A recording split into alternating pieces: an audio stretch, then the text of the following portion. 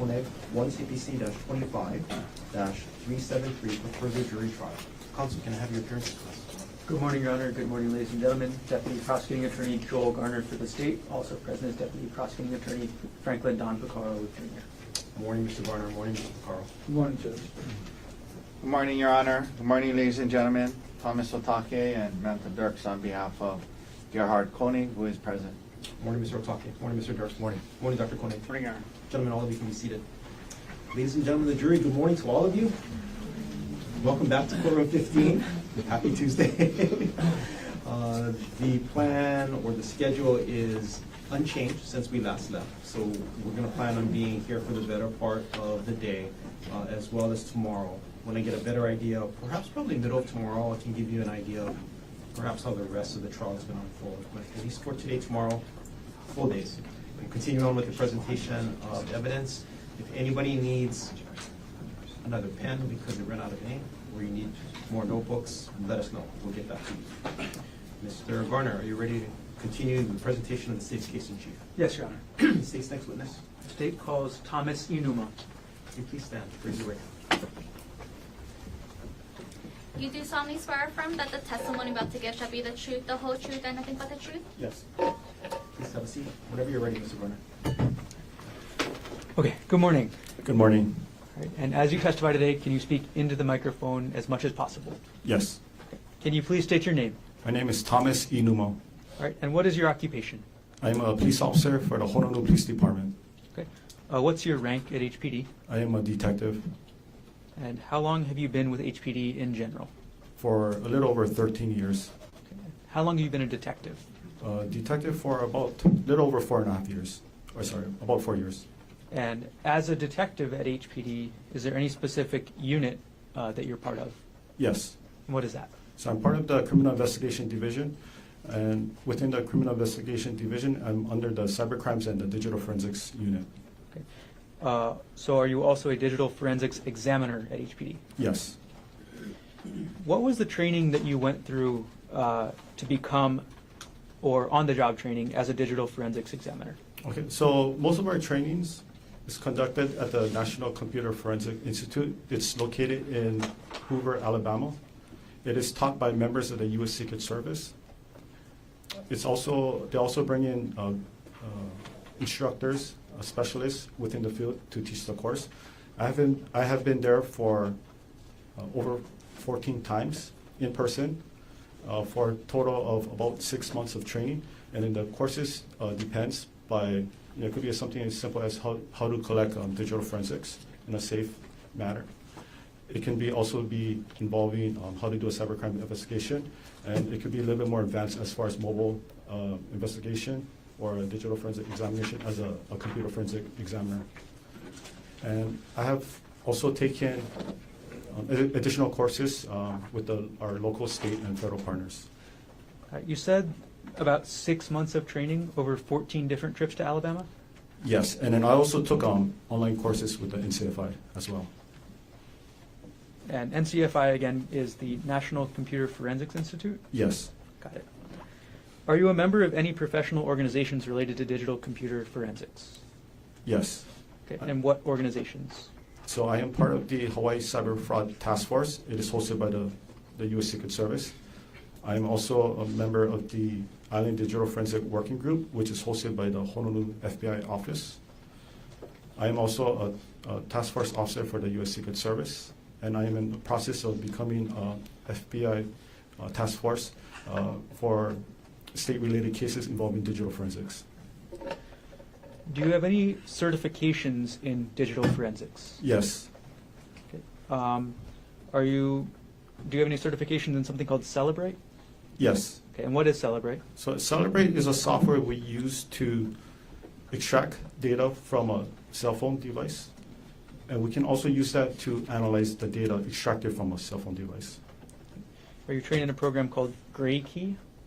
Yes. Okay. Can you describe your training in Gray Key? So Gray Key is a hardware and software-based equipment used to extract data from a cell phone. So the training I had was basically on-the-job training from my previous supervisor, and we also had instructors from Magnet coming in and teaching us how to use it. You mentioned Magnet. Is that a company? Yes. Okay. And do you have any certifications from Magnet? Yes. It's a Magnet certified digital forensic examiner. Okay. What is a Magnet certified digital forensic examiner? So it's basically the software. So Magnet is the parent company. So the software, one of the software they have is called Axiom software, and that's a certification that I took and I completed and I passed the test. So you're certified in Magnet Axiom software? Yes. Was that certification at the NCFI or was that local? So that was the certification I took in NCFI. It was a 5-week course. It was taught. It was a 1-week period where it was taught by a Magnet certified instructor, and I completed the examination at NCFI. So to be a Magnet certified forensic examiner, you were also trained by a representative from Magnet Software? Yes. Have you attended any... Right. Have you ever performed on the job any cell phone extractions? Yes. Approximately how many cell phone examinations have you performed? Over 600 cell phones. Have you ever provided, or have you ever done any computer extractions or examinations? Yes. Approximately how many? For computers, I would say about 40 to 50, somewhere between. Have you ever been qualified to provide opinion testimony in the court in Hawaii? Yes. Approximately how many times? 5 times. At this point, the state requests that pursuant to HR Rule 702, Detective Iinuma be qualified to provide opinion testimony in the field of digital forensics. Can we approach, Your Honor? Sure.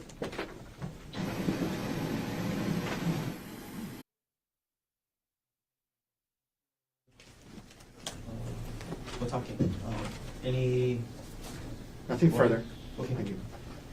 The subject to the record that we've made up here at the bench, Detective Iinuma will be allowed, ladies and gentlemen, to provide opinion testimony to you in the field of digital forensics. You may continue. Okay. Detective Iinuma, were you assigned to complete digital forensic examinations for evidence items, in this case, under HPD Report 25-110958? Yes. Which items were you assigned to complete examinations of? So there was 3 items. It was item number 42. I'm sorry, Your Honor. Can we approach again? Just, I apologize.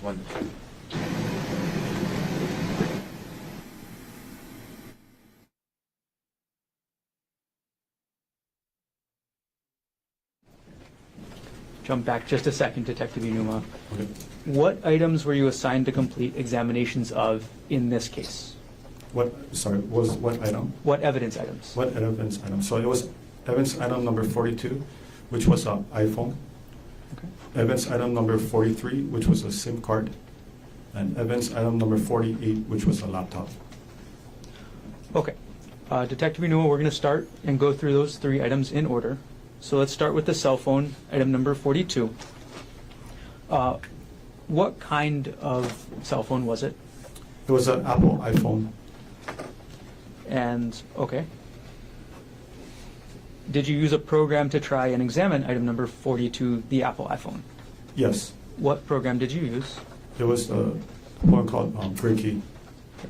When you received it, I'm sorry, and then did you receive the iPhone from the evidence room or from the detective? For this one, the item number 42 and 43, I received it from Detective Tracy Spacek. Spacek? Sorry. Okay. When you received it, was the iPhone turned on or turned off? It was turned off. And I'm sorry, you said the program used was Gray Key, is that correct? Yes, Gray Key. Were you able to access all of the data on the iPhone using Gray Key? No, Okay. Why not? because the phone was off, and when the phone is off, we call it that the phone is in a state of BFU, which is before first unlock. When the phone is in a BFU state, that means that the data within the phone is all encrypted, so we can't pull all the data out. When the person enters... Sorry, I'm going to stop you there. So were you able to access any data from the iPhone? Yes. Okay. What kind of data were you able to access? I was able to get the make, the model, the name, the Apple or the email address that is associated to the phone, also got the telephone number and then the software. And then the IMEI, the serial number. With that limited information that you had, were you able to determine who the owner of the iPhone was? Yes, Who was that? it was Gerhardt Konig. Were you able to find any associated email accounts with that iPhone, which was item number 42? Yes. Okay. Which email accounts? So there were 6 email addresses that was associated with that phone. There was 2 particular that I know offhand. The first one is Konig, so it's spelled GKONIG @gmx.com. And then the second one that was associated with that phone was G Konig, same spelling, @proinbox.com. Okay. Were you able to access things like call history, message history, photos, internet searches? No, And once you got to that point where you couldn't access anything else, did you continue examining the iPhone? not the iPhone itself. All right, Detective Iinuma, let's move on to item number 43. And that was a SIM card you mentioned, right? Yes. Okay, first off, what is a SIM card? So a SIM card is basically stands for subscriber identity module. So it's the chip that's inserted inside the cell phone, which will allow you to connect to the mobile network, such as T-Mobile, AT&T, Verizon. And how does a SIM card work in an iPhone like the one that you examined? So this one was an iPhone 13 Pro. So iPhone 13 Pro is the last model from Apple that has a physical SIM card slot. Anything newer from iPhone 14 and newer doesn't have a SIM card slot. It's all electronic SIM card. So for this one in particular, it was an iPhone 13 Pro. So there's a SIM card slot, and there's an ejection port within the phone. Okay. I'm going to put on the screen next to you, Detective Iinuma, State's Exhibit number 85, which is already into evidence. Okay. Could you take that wooden pointer that's against the back wall behind you, and could you point out to us what the 2 items in this photograph are?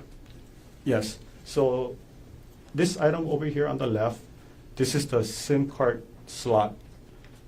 And then the one on the right is the actual SIM card. So the SIM card is inserted onto this SIM card tray, which is then placed inside the phone.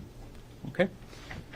And now I'm going to publish State's Exhibit number 84, already in evidence.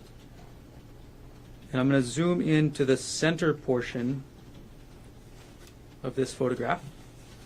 Okay, Detective Iinuma, what are we looking at this part of the photograph? So this is the part I was mentioning about. So this is where where you would insert the SIM card tray in here. And if you look at this photo right over here, you can see that the SIM card tray is not inside the phone. How do you remove the SIM card tray? So we have this tool, which is basically the SIM card removal tool. And it's about 1/2 inch long, and then the tip is very small, size of like a pinhole. And we insert it inside this hole right over here. You have to apply some force to it, and then the SIM card slot will eject. Are there any household items that can be used along with that official SIM card tool that you mentioned? Objection, Your Honor. Can we approach? Sure.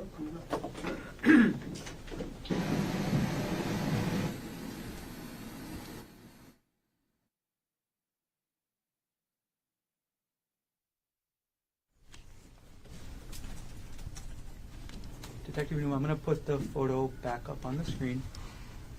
And we're still zoomed in, and this is still State's Exhibit 84.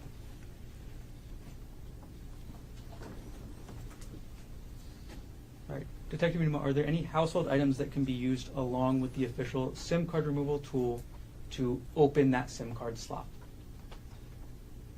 You mean like official, or just whatever you can find inside your house? I'm Could asking be about household items here. Oh, household items. Objection, not foundation, Your Honor. It's not. If you can rephrase the question. Okay, Detective Iinuma, you already told us about the official SIM card tool, right? Yes. And you described it for us, right? Yes. Okay. Are there any other items that can be used to do the same job that are not the official tool? Yes. Okay. And what items are you aware of that can be used to open the SIM card slot? Okay. Same objection, locks foundation. Okay. You can use a small paper clip. It's enough to fit into the port, ejection port. You can also use the back of a earring, and you can use like a push pin. It's recommended that it's something metal based, not plastic or wood, because it's going to break. And you cannot use pen or pencil because it's not going to fit in the port. Okay. I'm going to take the exhibit down, Detective. Okay. For the examination of the actual SIM card labeled as item number 43 in this case, were you able to extract any data from the SIM card?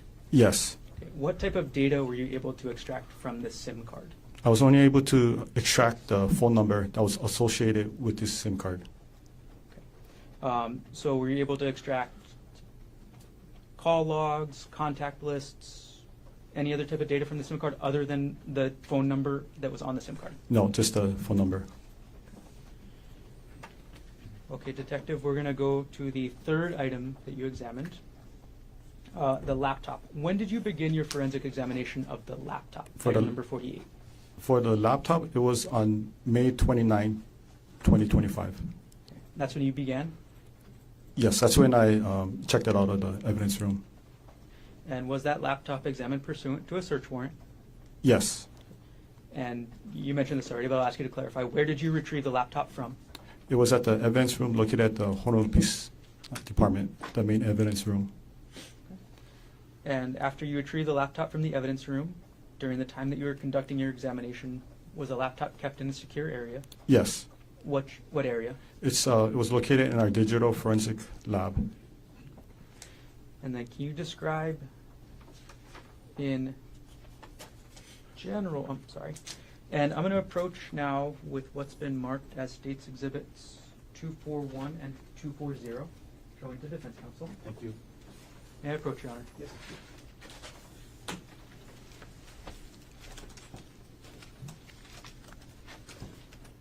Okay, Detective Iinuma, I've handed you what's been marked as States Exhibit 240 and 241. Could you take a look at those, and when you're done, look up? Okay.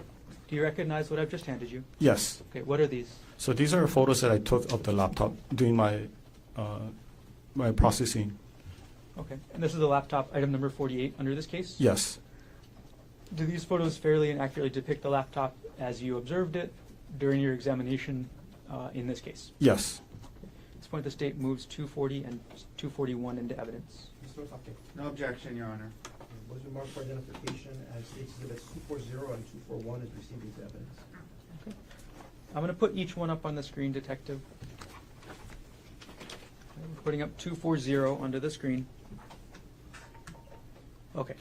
And very briefly, could you just tell us what we're looking at? So this is the a photo that I took of the computer, evidence item number 48. So I already opened the package that it was sealed with.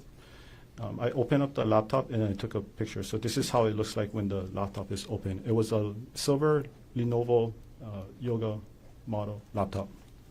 Okay. And you mentioned that it was sealed? Yes. Okay. What was it sealed in? It was sealed in a brown paper bag, and it had a evidence tape. Looked like it was from a Maui PD. Okay. All right, I'm going to publish now States Exhibit 241.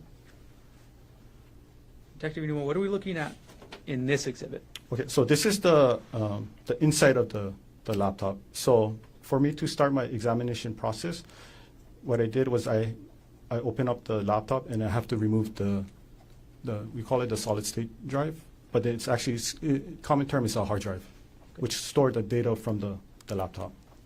Could you show us where the solid state drive is on this photograph? Yes. Right over here. Okay.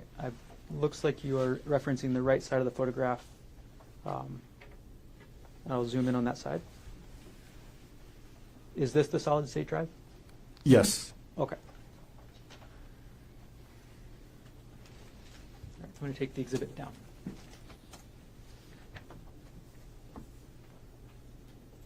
All right. Can you describe for us how you conducted the examination of the laptop?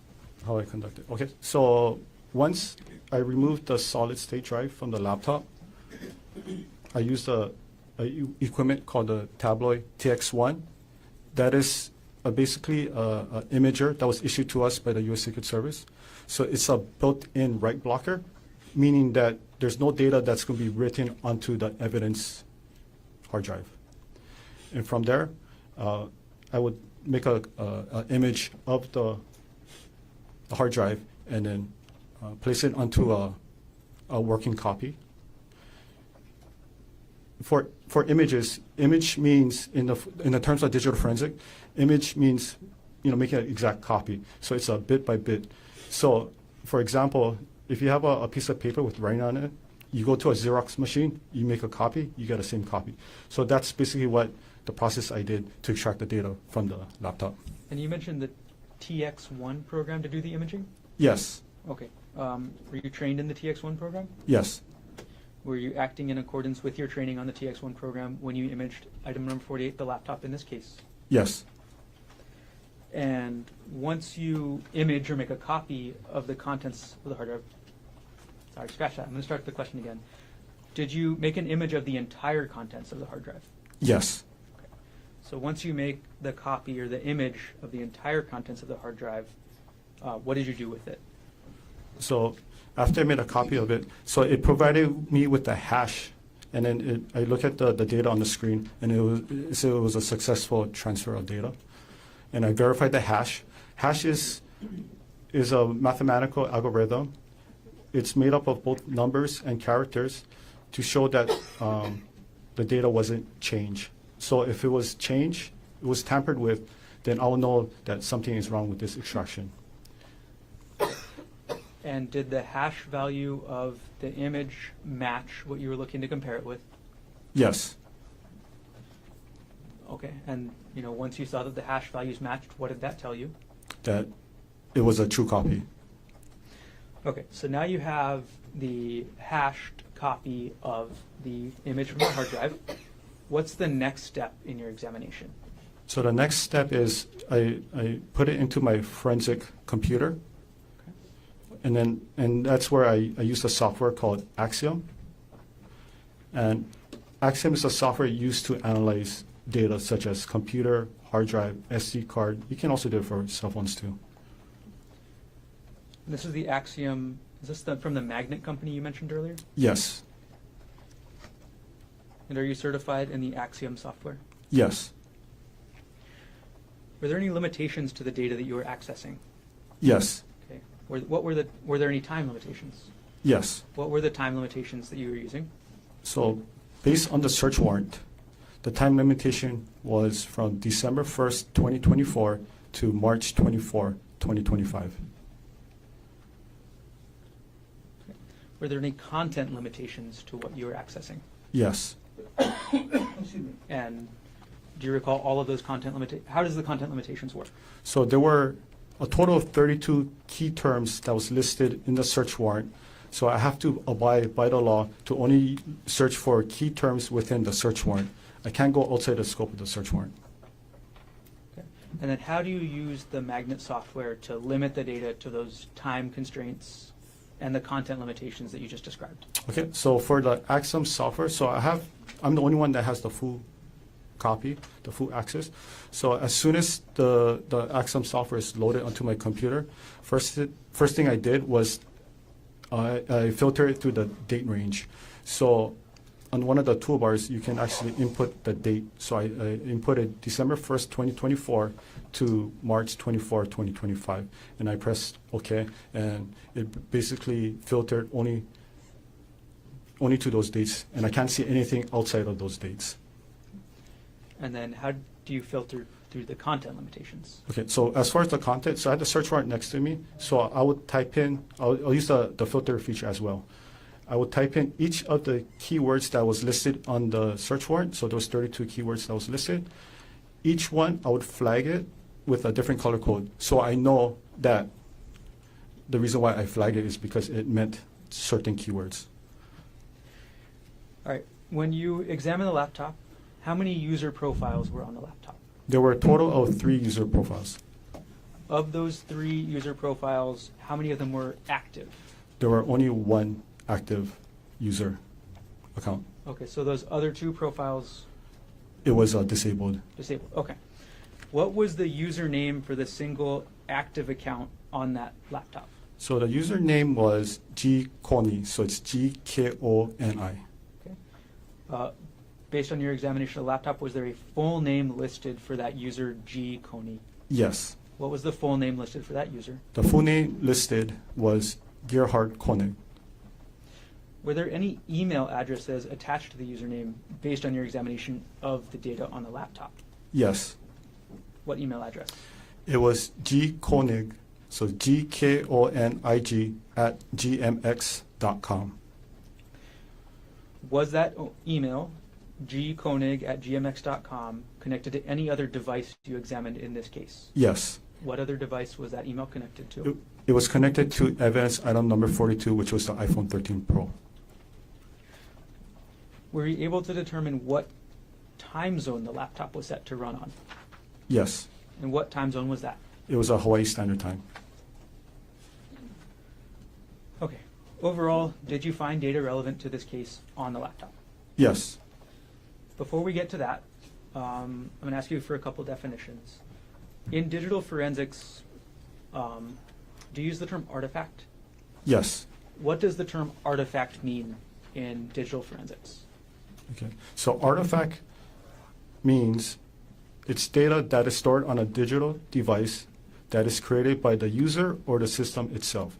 So for example, if you type something on the internet, for example, like Google on the search bar, if you put in a search term, without your knowledge, it's going to be recorded on the hard drive of the system.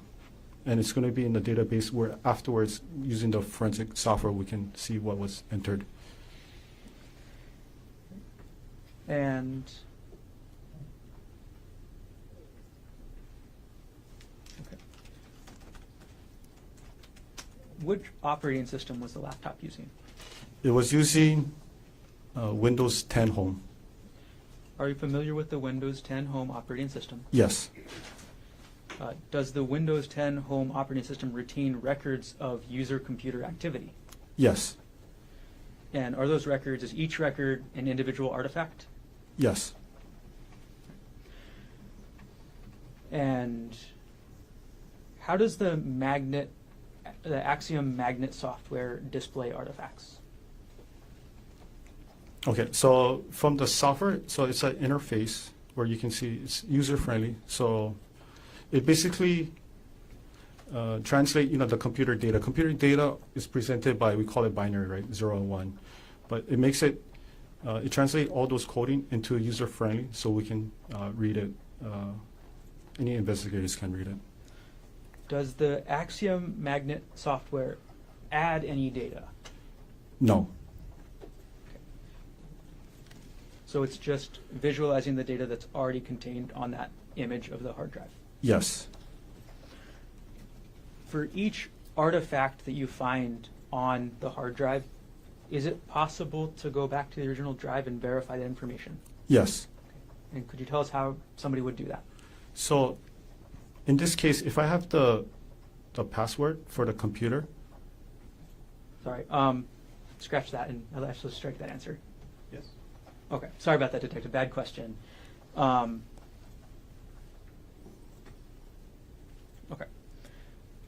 And when you look at an artifact on the laptop, is the artifact a statement of a person, or is it automatically generated data from the computer? It could be both. Okay, so it depends on the artifact. Depends on the artifact. Okay.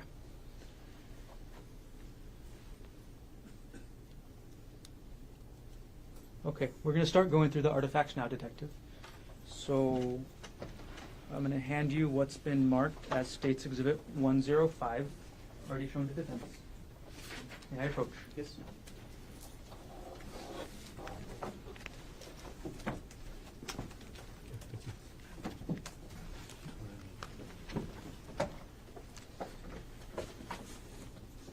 Okay, Detective Iinuma, could you take a look through the exhibit that I just handed you, which is again State's Exhibit 105?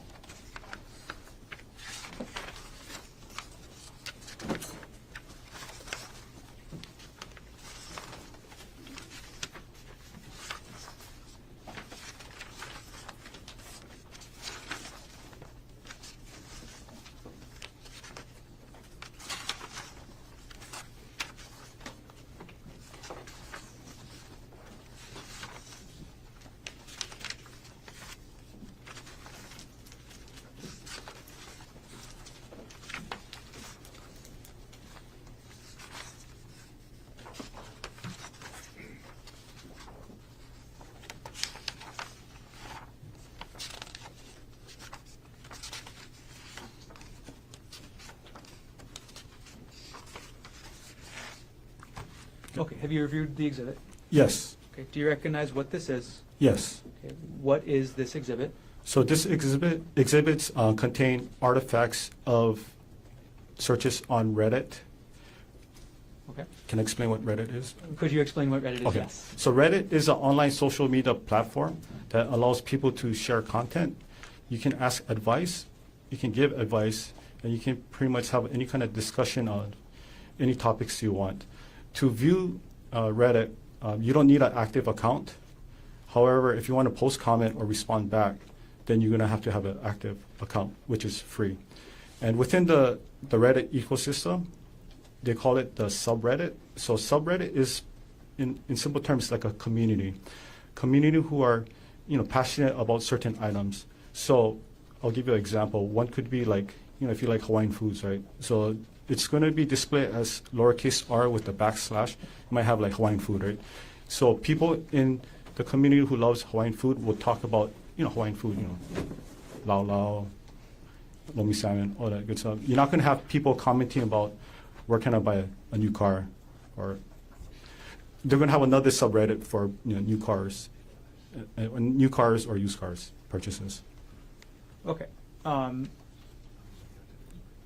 Have you reviewed the artifacts contained in this exhibit on the Axiom software yourself? Yes. Are these artifacts that you viewed in Exhibit 105, are the artifacts in this exhibit computer generated or person generated? These were computer generated. And Well, objection, that's foundation. Overruled. okay. And how were these artifacts computer generated? So these were searches. Same objection, this is just to do with Reddit. He's not an expert in Reddit. Overruled. Yes, sir. Okay, so these were searches made from Google, on Reddit, but the artifacts was from Google Chrome web history. Okay. And are the papers that you viewed in State's Exhibit 105 true and accurate copies? I'm sorry, back up just a little bit. Which was the user on the laptop that these artifacts came from? So for all of these artifacts, right, they all came from the user's name, G. Konig. And what was the full name for user G. Konig again? It was Gerhardt Konig. And you mentioned that this was Google Chrome. Can you explain how these artifacts ended up with Google Chrome? Yes, so Google Chrome is a internet service provider. So it's very similar to Microsoft Edge or Apple Safari. So when you type in, if you're using online activity on Google Chrome, right, all those data will be stored onto the computer. Okay. And are these printouts that you've reviewed for Exhibit 105 true and accurate copies of the data from the user G. Konig's internet history as related to Reddit.com? Except for the highlighted portion, Okay. but the highlighted is the search term used within the Axiom software. It helps us investigator to locate key terms quickly. But other than that, it's a true and accurate copy. Okay, so does the highlight mean, and what is the word highlighted in this exhibit? So highlight means in the Axiom software in the top right corner, it's like a global search, right? So if you're looking for any keywords or just any words in general, You just type it on there, and it's going to find the word that you actually inputted onto the software, and it's going to look for any key hits. Okay. It doesn't have to include only search warrant items that was listed in the 32 items. It can be any items, because I already filtered the search warrant, we call it the image. So everything within the program is, we call a lawful search. Okay. What word is highlighted in this exhibit? The highlighted word is Reddit. Okay. And does the highlight mean that word is any more or less important than any other word? No. Okay. It just means it's highlighted? Yes. And you said that other than the highlight, this is true and accurate copies of the data that you pulled from this laptop. Is that true? Yes. At this point, the state moves Exhibit 105 into evidence. Can I just approach briefly, Your Honor? Sure.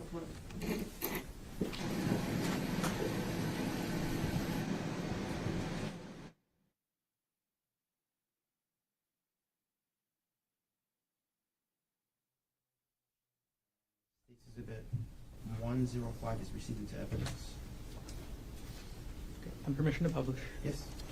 Okay. I'm going to publish State's Exhibit 105, Detective. And it's on the screen now. As we start through your testimony today, I'm going to ask you to explain a lot of the information on this screen. So first of all, in that very top line that says URL, can you explain first what a URL is? Yes. URL stands for Uniform Resource Locator. So that is like the address book for the internet. So, if you use an internet service provider, such as Google Chrome, right, in the top portion of the search box, right, the URL box, you can either type in what you're looking for, or you can put the exact address for a website, and it's going to take you to the direct website. Okay, so what is the URL that is related to this artifact? So this one, the URL was sent to the page of Reddit. Okay. And can you explain the second line that says last visited date and time? So the last visited date and time is basically when the user of this device visited this Reddit page. Okay. And what was the time that the user G. Konig visited this Reddit page? It was on December 24, 2024 at 4:34 a.m. And going to the next line, what was the title of that Reddit page?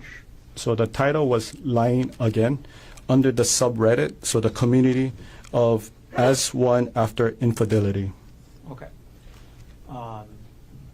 Scrolling down a couple lines, when it says artifact type, can you explain what that means?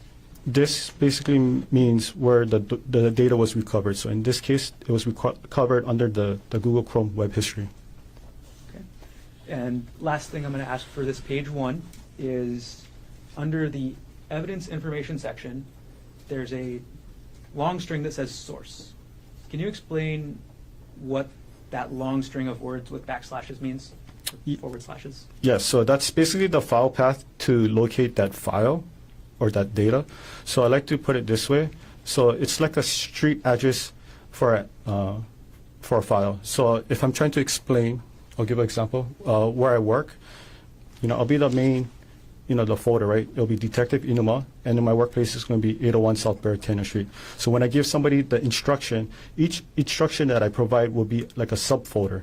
So if you're coming from the west side, I'll give the direction of you drive H1 east, you take the Kinao off. That's one instruction, which is a subfolder. Then you turn right on Ward Avenue, which is the second subfolder. Then you turn right on Baratena Street, which is the third subfolder.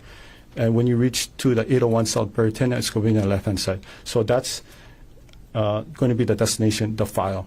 I know in Hawaii we don't use street names, we use landmarks like, past the coconut tree, it's on the pink house, turn right, and then my house is going to be on with the red car, right? But that's the same principle. So if you give anybody that instruction, it allows you to locate that item or that file quickly and efficient as possible. So if you follow this instructions in this source, what do you find? So if you look at the source, I'll use the pointer. And I'll actually zoom in on that one area of the photograph as well. Okay. So right here, if you look at this, this is the 927 gigabyte. Just to give you context, that's how much data was recovered from the overall extraction. It was a 1 terabyte drive. The user is basically the user of this laptop. So it was assigned to a user named G. Konig. And it as you follow it down, that's the path it used to locate this data, which is under the Google, Chrome, the user data, the default, and the history. Got it. Okay, thank you for explaining. Okay, Detective Iinuma, I'm going to go on to page 2 of State's Exhibit 105. Okay, we're now looking at page 2 of State's 105. Can you explain what the last, and before we get any further, just to clarify, you already mentioned this maybe, all of the artifacts in this exhibit are the same type of artifact?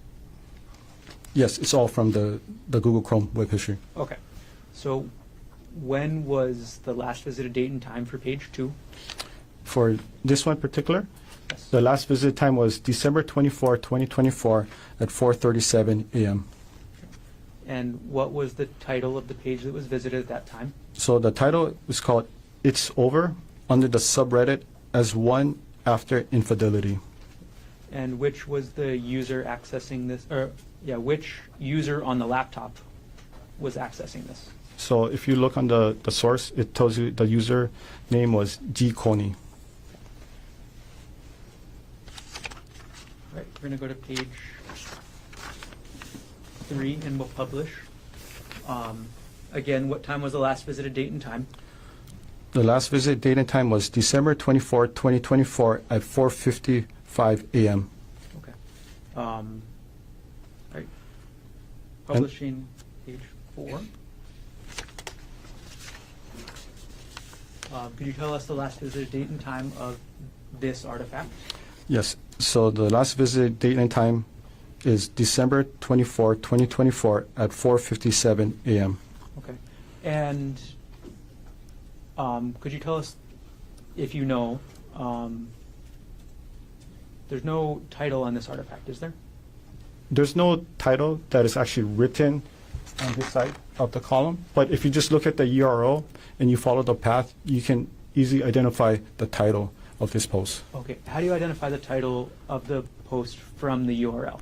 So as I was mentioning earlier, so the title, it's under the subreddit as one after infidelity. So the title is after on this one, it's going to be the second page, right? After the comment box. So this is where people post their own sub-posts within the as one after infidelity, ecosystem. Okay. All right. And I want to move to the next page, which is page 5. And for each of these now, Detective, now that you've gone through a couple of how these artifacts look, I'm just going to ask you the same thing. Could you explain to us the last visit date and time as well as the title, okay?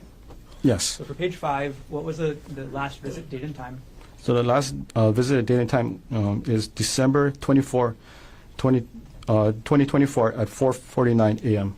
And what was the title of this page? The title was called I Did a Horrible Thing under the subreddit as one after infidelity. We're going to go to page 6 now, Detective. What was the last visited date and time of this artifact? So the last visit date and time was December 25th, 2024 at 3:23 a.m. Okay. And what was the page visited in this? So in this one, it was the homepage of the as one after infidelity under the Reddit website. That was the home page of this specific subreddit? Yes, this is the homepage, correct. We're going to publish now page 7 of the exhibit. Okay. Could you tell us the last visited date and time as well as the title? Last visit date and time was December 25th, 2024 at 3:25 a.m. The title for this visit was called Wives, Why Did You Do It? Under the subreddit of As One After Infidelity. Next page, page 8. Can you tell us what the last visited date and time and the page visited?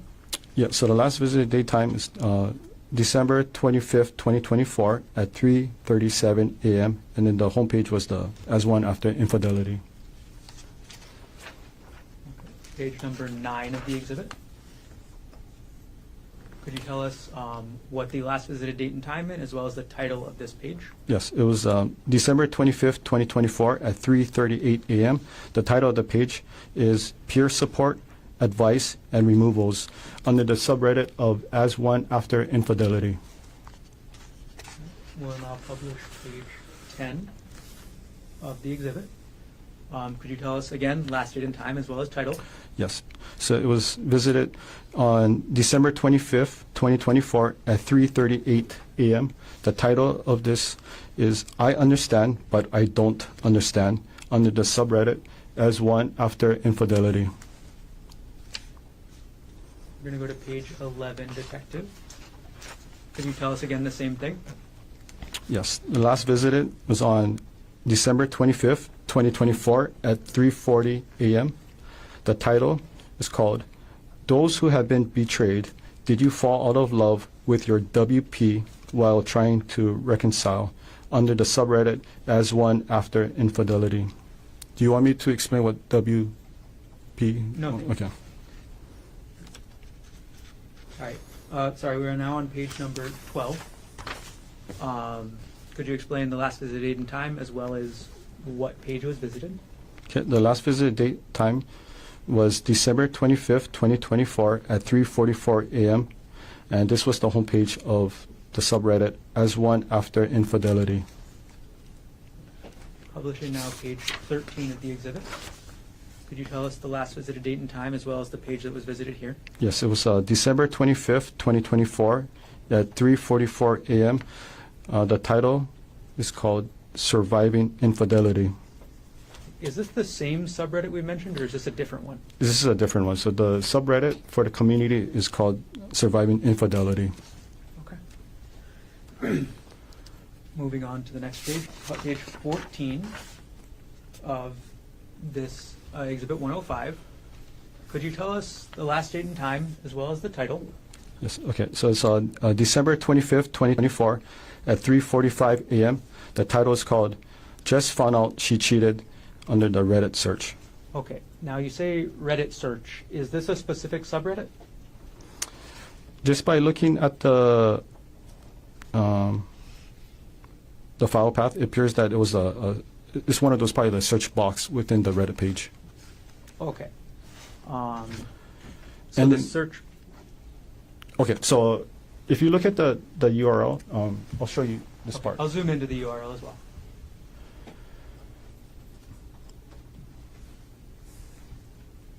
Okay. Could you explain for us how the search affects any of this? Yes. So for this part, if you look at the word or the letter Q, Q stands for query. So that's usually what the person put inside a search bar. Doesn't mean that they actually inputted the entire sentence. For in this case, right, it says just found out she cheated. It's like, when you use Google, when you start typing in certain words, you have a drop box that tries to predict what you're trying to type. So that's basically what it is. So I don't know if the user of this device actually wrote the entire sentence or just put just and then you got one of those drop box. Got it. Okay. Thank you for clarifying. I'm going to take the zoom in down and move on to page number 15 of the exhibit. Okay, Detective Iinuma, could you tell us the last visited date and time, as well as the title of this post? Okay. So it was last visited on December 25th, 2024 at 3:45 a.m. The title is My parenthesis 35M parenthesis wife parenthesis 32F parenthesis cheated on me 2 years ago and I forgave her after she signed a postnum. But now I found out she didn't give me the full story and am strongly considering divorce again with the benefit of the prenup. How can I learn to trust her again? And this is under the subreddit relationship advice. Got it. So this is the same two subreddits we've already mentioned, or a different one? So this is a new subreddit, a different community. Okay. And this one again is called relationship advice. Correct. We're going to publish page 16 of the exhibit. Okay. Could you tell us the last visited date and time, as well as what page was visited? Yes, it was on December 25th, 2024 at 2:15 p.m. and it was visited the homepage of As One After Infidelity.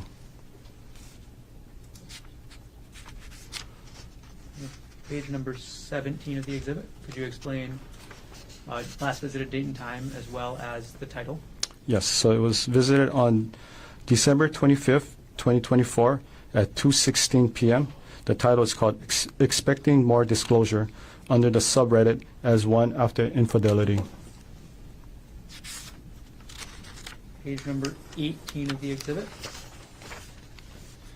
Could you tell us the last visited date and time as well as what the title of the page was? Yes, so it was on December 25th, 2024 at 2:17 p.m.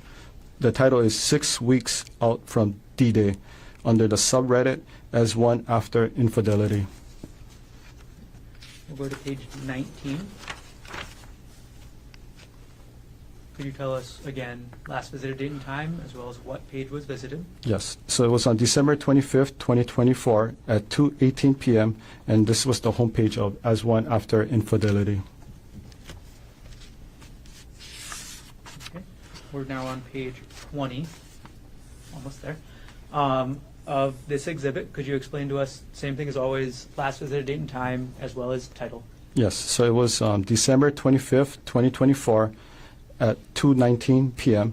and the title is Can't Have Physical Relationship with WP Anymore under the subreddit As One After Infidelity. Page number 21 of the exhibit. Could you tell us what the last visited date and time is as well as explain what the URL means? Yes. So the last visit date and time was on December 25th, 2024 at 2:22 p.m. And based on the URL, so it was under the subreddit As One After Infidelity, and the user of this device searched for the term DARVO, D-A-R-V-O. Okay. Detective Iinuma, do you know yourself, have personal knowledge of what the term DARVO means? Prior to this, Objection, Lux Foundation. It's Ask the Lane Foundation. Go ahead and answer the question. So do you have personal knowledge of what the term DARVO means? no. Okay. When you say prior to this, do you have personal knowledge today of what that term means? Yes. Okay. Same objection, Your Honor. How did you acquire that knowledge? So I used the Reddit. I visited the Reddit page and I basically type in DARVO. And also use Google search to just cross-reference it to make sure that it's similar Okay. definition. And based on your research, and sorry, was it the same Reddit page as this, As One After Infidelity? Yes. Were you able then to determine what the term DARVO means? Yes. Okay. Detective Iinuma, could you explain to us what the term DARVO means? Give it just a moment. Okay. Could you explain to us? Say, but that's fine.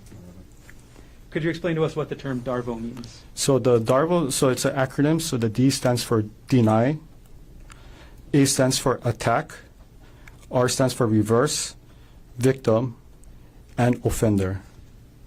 Thank you for explaining. We're going to move to page number 22. Okay. Now we have page 22 of State's Exhibit 105.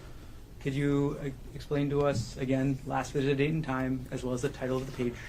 Yes, so it was visited on December 25th, 2024 at 2:22 p.m.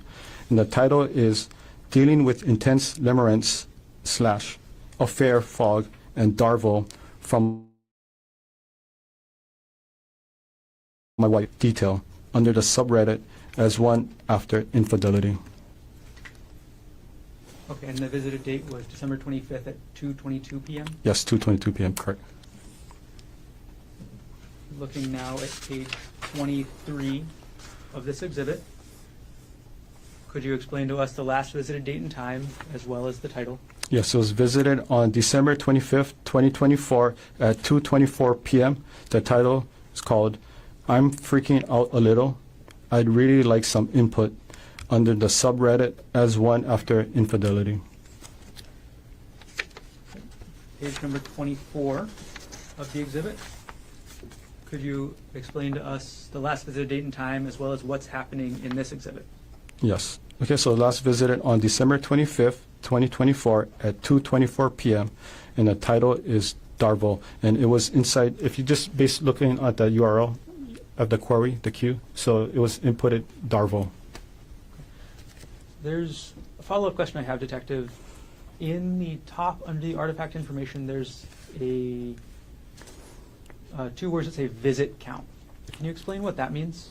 Yeah, so each time when you visit, it counts as 1. If you visit again, it's going to be 2, 3, 4, and so on.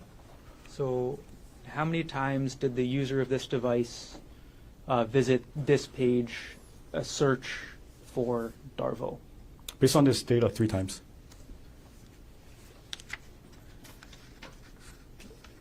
Moving on to page number 25, could you tell us the last visited date and time, as well as what page is being visited? Yes, so it was visited on January 15, 2025 at 9:35 a.m. and the visited page is the as one after infidelity. Okay. Now, could you explain to us, Detective, I see that there's a transition type and it says typed under the 4th line in this artifact information. Could you explain what that means? Yep, so the user of the device likely type in the URL. And last page of this exhibit, could you explain to us the last visited date and time, as well as what page was visited? So the last visited date and time was on January 15, 2025 at 9:36 a.m. It was under the Reddit. The title is called Reddit Dive Into Anything. Okay. I'm going to take the exhibit down, Detective, and I'm going to retrieve the exhibit from you.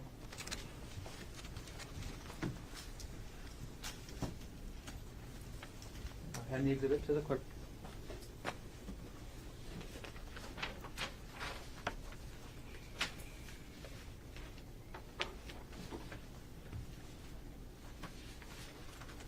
Okay. Detective Iinuma, we're going to keep going, so I'm going to hand you now what's been marked as State's Exhibit 106, priorly shown to Defense Counsel. May I approach? Yes.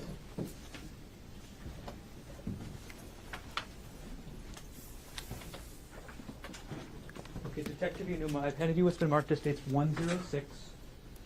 Could you take a look through real quick and look up when you're done?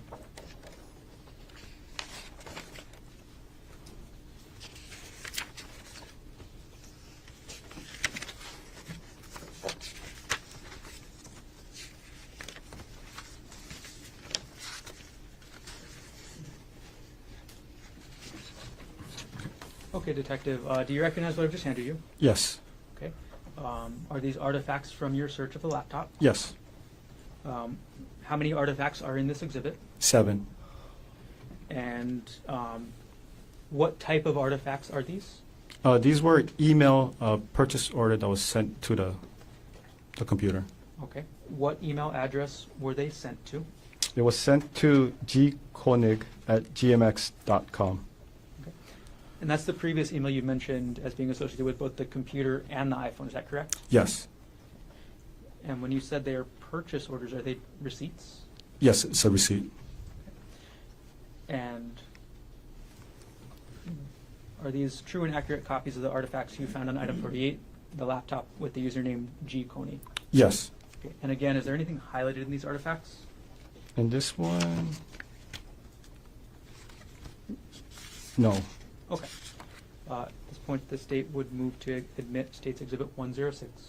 Mr. Otake. No objection. It wasn't marked for identification as State's Exhibit 106 is received into evidence. Okay. I'm going to publish up on the screen, Detective. And we'll try and move quicker this time. Who is, and this is page 1, who is the email from, or what email address is the email from? So the email address is from audible.com. So audible.com is an online, like a digital book service where you can purchase pretty much any books, and then they'll send you a way to download the books digitally, and you can actually hear the person reading to you rather than you read it yourself. Okay. And this email came in on what date again? It was on December 12, 2024 at 1:01 p.m. Okay. And could you point us to where the title of the book that was downloaded was on the page? Yeah, so the title of the page is right over here. It's called The State of Affairs. It's by author Esther Perel. All right, Detective, I'm going to go through each of the 7 pages, and I'll ask you the same couple questions each time. Actually, I'll ask you 2 questions. What was the date of the email, and then what was the book, okay? Okay. All right, going to page 2 of the exhibit. What was the date of the email? So it was sent on December 18, 2024 at 9:30 a.m. And the title of the book is After the Affair, 3rd edition by author, was it Janice Spring? Okay. We're going to go to page 3 of the exhibit. What was the date of this email? So the date is December 18, 2024 at 11:48 a.m. The title is called How to Help Your Spouse Heal from Your Affair by author Linda MacDonald. We're going to go to page number 4 of the exhibit, Detective. Could you tell us the date as well as the title? Yes, so it's the date is December 18th, 2024 at 2:04 p.m. The title is called How to Help Your Spouse Heal from Your Affair by author Janet Bloom. Page number 5. Could you tell us the date as well as the title? Yes, the date is December 27, 2024 at 4:01 p.m. The title is called Getting the Love You Want by author Harville Hendricks. Page number 6.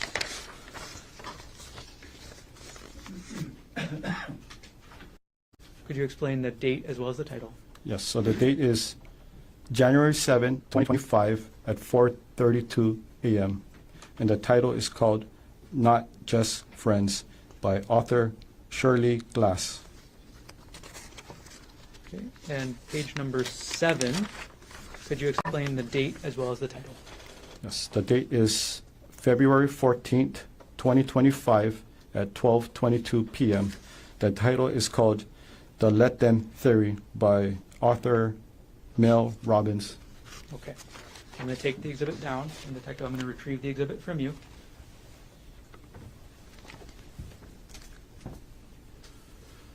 Okay.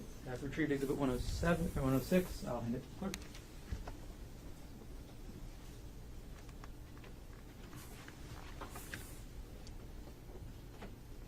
Okay. Detective Iinuma, I'm going to approach her now with State's Exhibit 107, previously shown to Defense Counsel.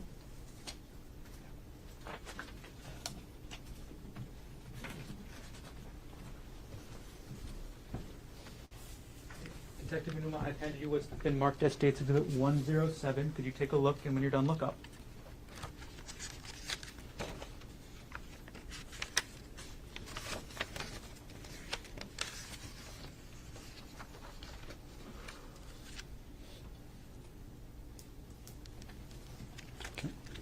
Okay, could you, do you recognize what I just handed you? Yes. Okay, what is this? So this is part of the email file that was sent to the computer. Okay, and which email address was this sent to? It was sent to gkonig@gmx.com. Okay, and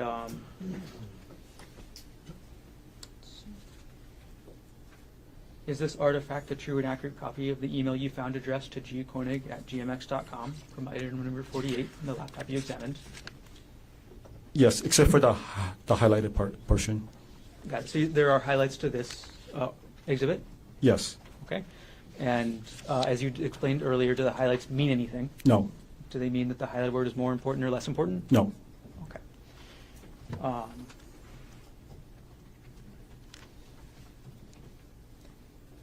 right. And at this point, the state will move State's Exhibit 107 into evidence. Mr. Otake, in addition to the No. record we've already made, No objection. and what has been marked for identification as State's Exhibit 107 will be received into evidence. Okay. All right, Detective, I'm publishing State's Exhibit 107. We're on page 1 here. Could you explain who the email is from? Yes. So the email is from walmart.com. Okay. And one more time, who the email was addressed to? It was addressed to or sent to the email gkonig@gmx.com. Okay. And The email may speak for itself a little bit here, Detective, but what is the email about? It's a notification informing the user that your package has arrived. And we're going to go to page 2 of the exhibit. How many items arrived? There were 2 items. Okay. And what was item 2 that arrived? So item number 2 is called Night 64 gigabyte, which is parenthesis 800 hours, hidden voice recorder, HD audio recorder,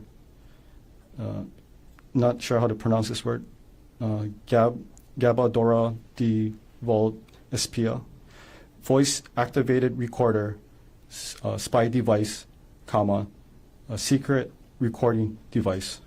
Okay. And going back to page 1 of the exhibit, Detective, what date did this email come in? So it came in on December 31st, 2024 at 8:52 a.m.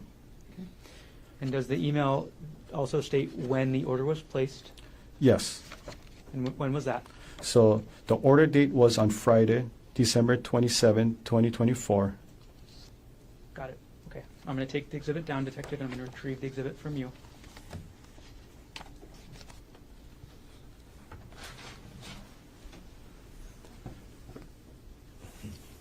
And I'll hand State's Exhibit 107 to the clerk. Judge. We've been going long, but I think we'll just continue the bill. We'll take one recess this morning. No problem. Thanks for checking. Okay.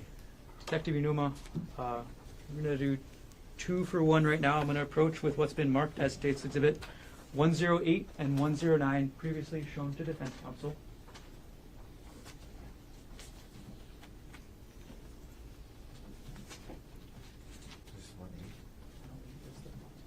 Okay, thank you. Your Honor, may I approach? Okay, Detective Iinuma, I'm handing you now what's been marked as State's Exhibit 108 and 109. And if you need to refer to them on the back side of the last page of each exhibit, there's a little sticker with the number if you need to find it. Could you take a look through both exhibits, and when you're done, let me know.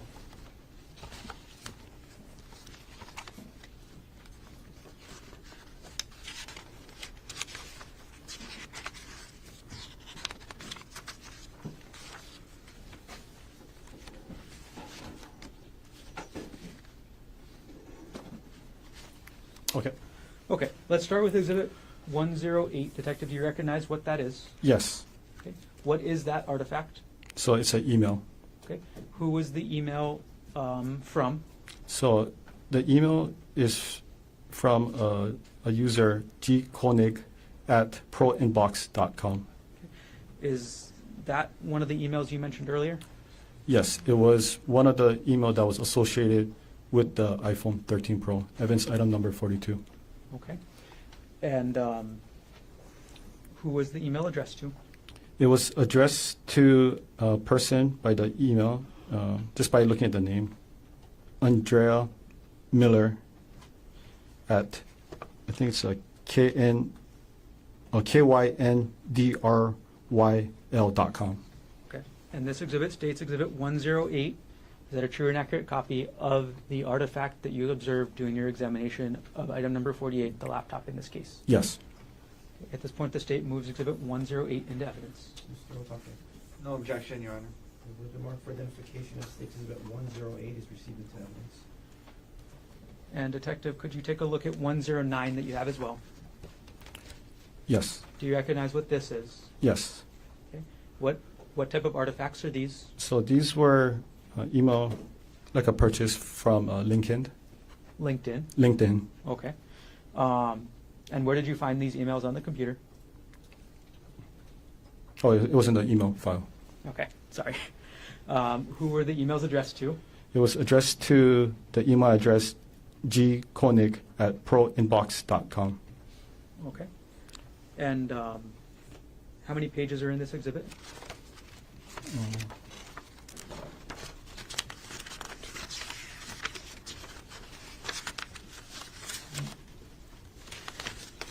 Six. Okay. And does this exhibit fairly, or is it a true and accurate copy of the emails addressed to gkonig@proinbox.com regarding LinkedIn. Minus the highlight, yes. Okay. And again, there are portions of Exhibit 109 that have highlights. Yes. And I'll ask you this every time. Do the highlights mean anything with regards to the information in the exhibit? No. Okay. And they are true and accurate copy otherwise? Yes. Okay. At this point, the state moves Exhibit 109 into evidence. Mr. Otake, no objection. What has been marked for identification as State's Exhibit 109 is received into evidence. Okay. Detective Iinuma, we're going to publish 108 on the screen. Okay.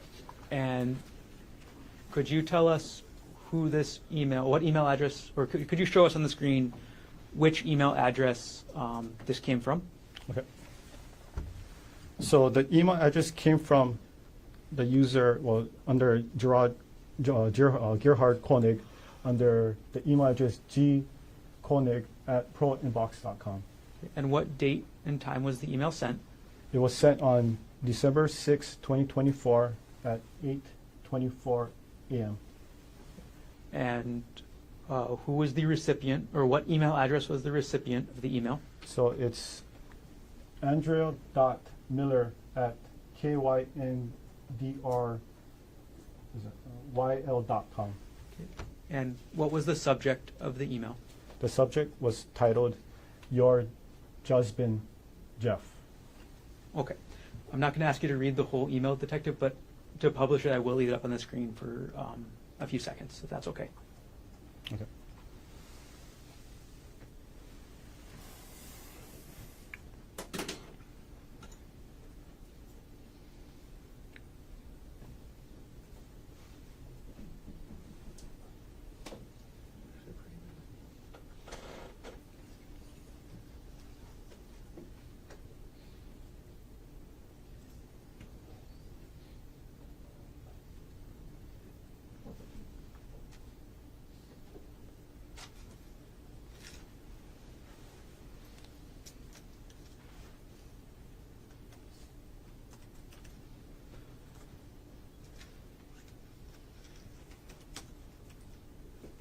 I'll leave the exhibit up for just another couple of seconds, and then I'll take it down.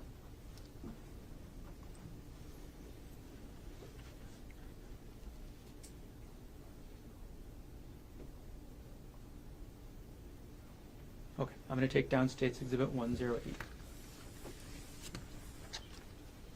Okay, Detective Iinuma, I'm going to retrieve the exhibits from you now. Both of them. Oh, okay. They'll hand 108 and 109 to the clerk. Mr. Better ask you to go a little bit more. We'll take our break in about 5 minutes. 5 minutes. Okay. We can get through at least one more exhibit. Okay. Again, I'm going to hand you two exhibits at once here, Detective. States 110 and 111. Thank you.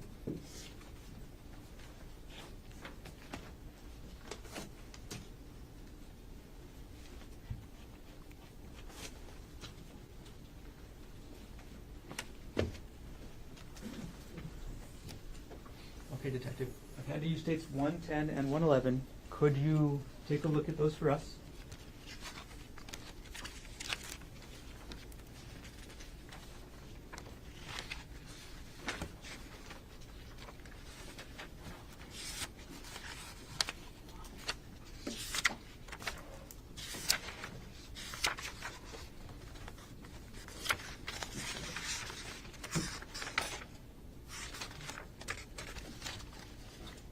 Okay.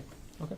Do you recognize what I've just handed you? Yes. Okay. What are these? So these are artifacts of the searches that was made on the computer from Google searches regarding hikes. Okay. You said these are artifacts regarding hikes? Yeah, regarding hikes. Oh, it has other things too, but regarding hikes. Okay.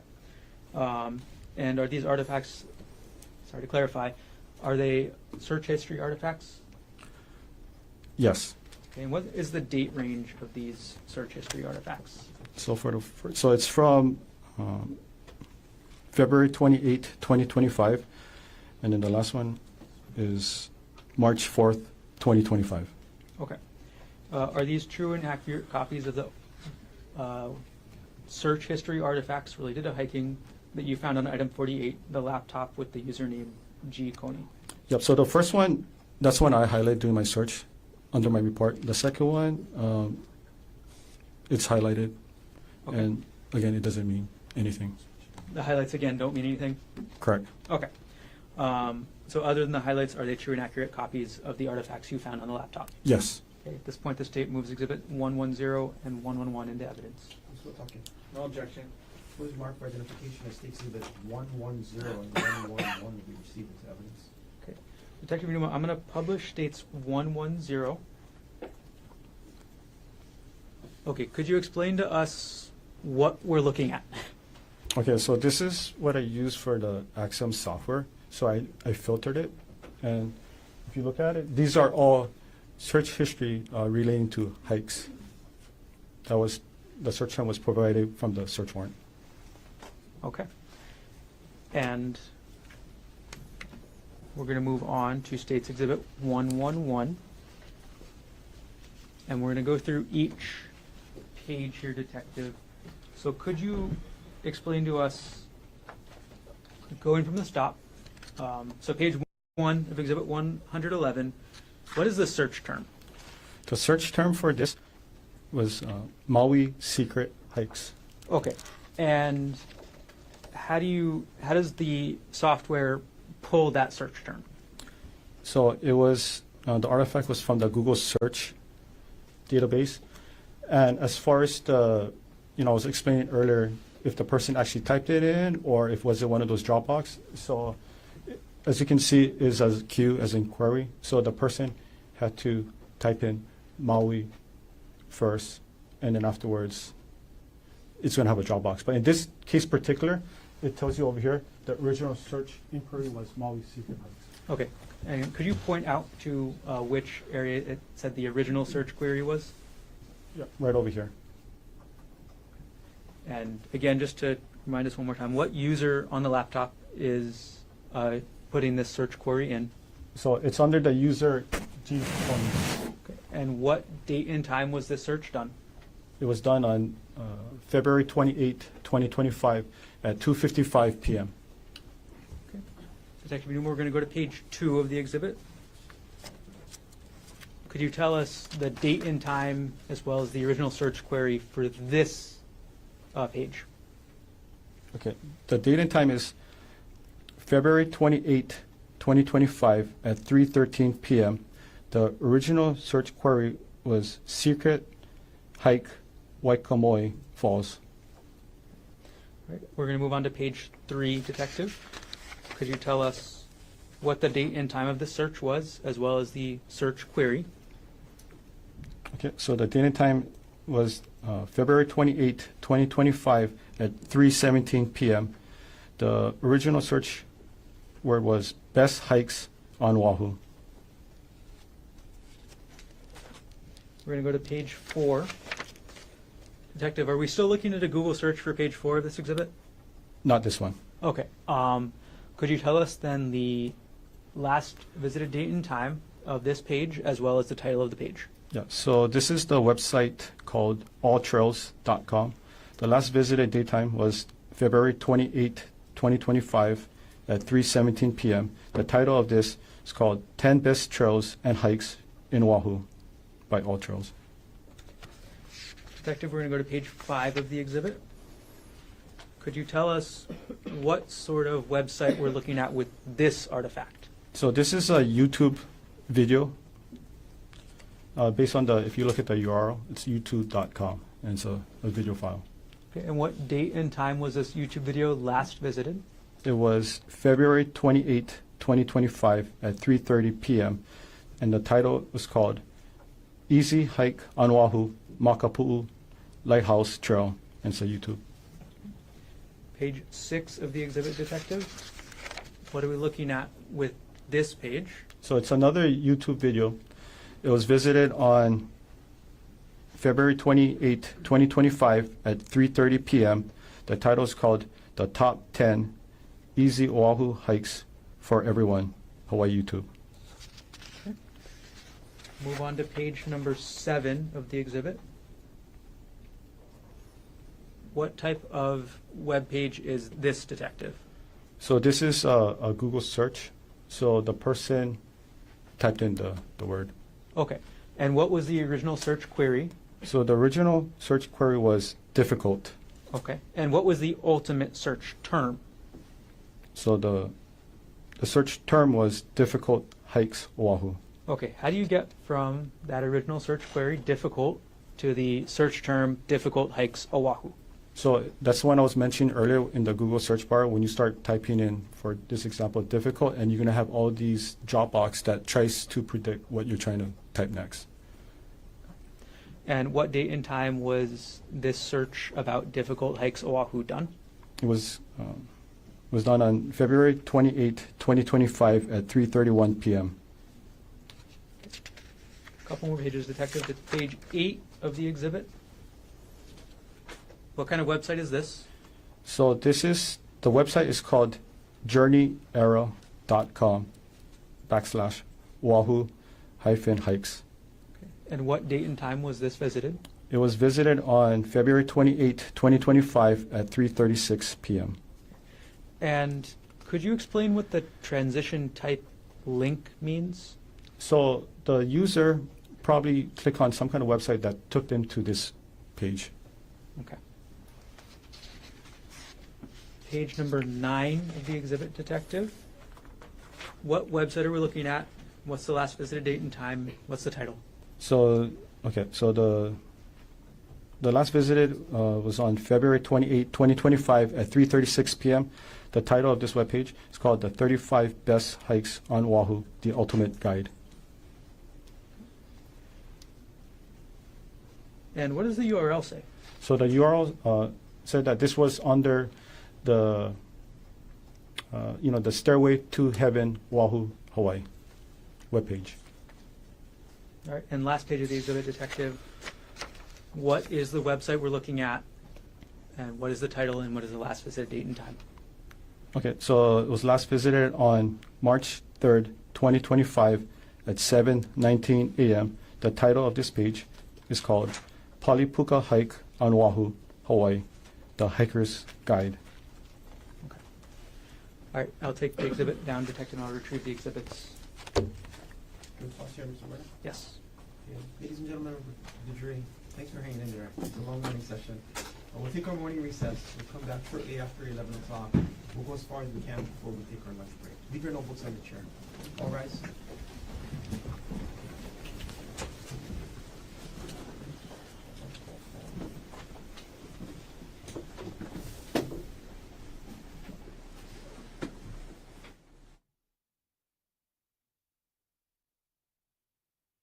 Present in court with all 4 counsel of record. All jurors are back in the courtroom, and Detective Iinuma is still on the stand under oath. Ladies and gentlemen, thank you for your patience. Mr. Garner, you may continue on with your direct examination. Thank you. Okay, detective, first thing I'm going to do is I'm going to retrieve the exhibits that are left up on the stand from before the recess.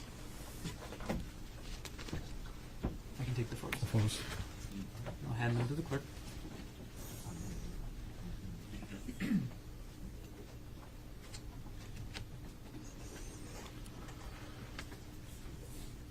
All right, detective. We finished up looking at State's Exhibit 111, and I'll put the last page of that exhibit back up on the screen. So, the last website you mentioned was the Pali Puka hike at journeyarrow.com. Is that correct? Yes. Okay. During the course of your investigation, did you ever visit this website? Yes. I'm going to approach with what's been marked as State's Exhibit 112, previously shown to defense.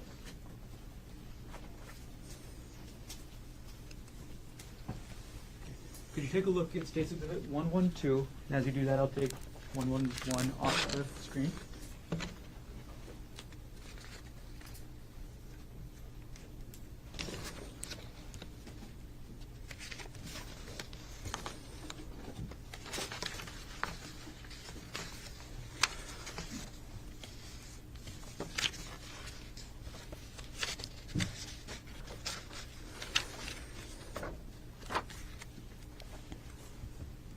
Yes.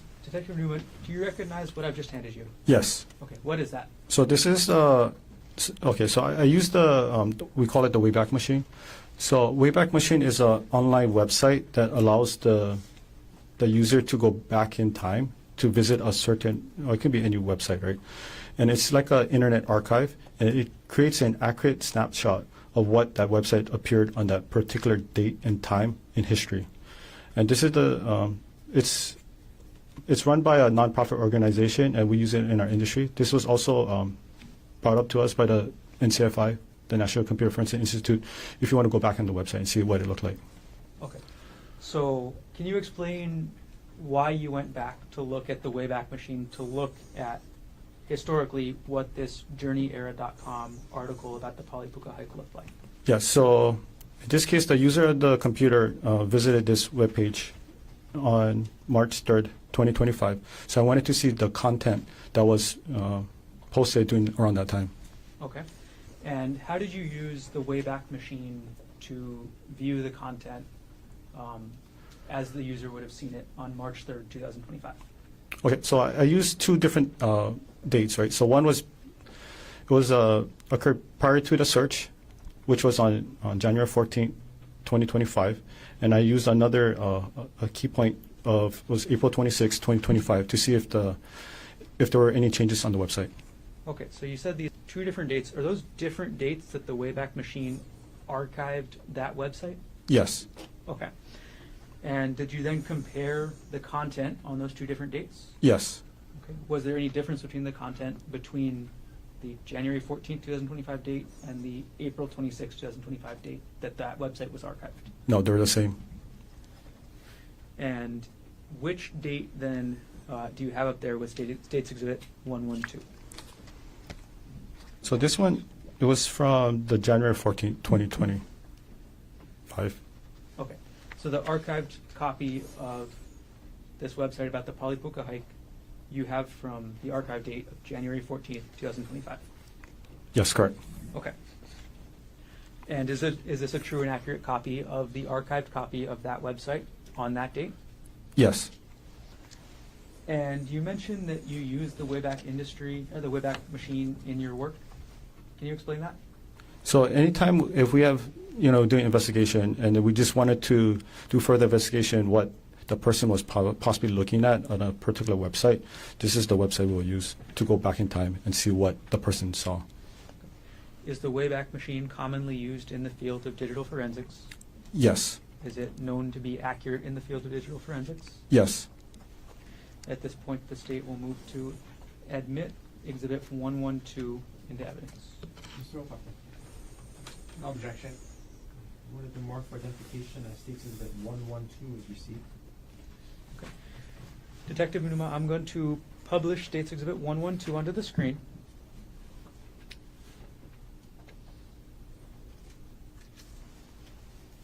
Okay, and we're going to go through a couple pages, and I'm going to zoom in on areas and ask you to read them first.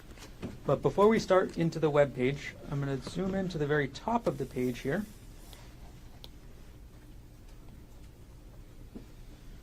What is that part of the web page? Okay, so this is the URL from the Wayback Machine. So this is basically, it's indicating that this is the website I visited. And in the date, the 2025, it's going to be November, or was it January 14th? So that's the date that it was able to capture for this exhibit So for the website. 2025-01-14. 0114. That's the archive date. Yes, correct. Okay. I'm going to take that down. And we're going to go to page 2.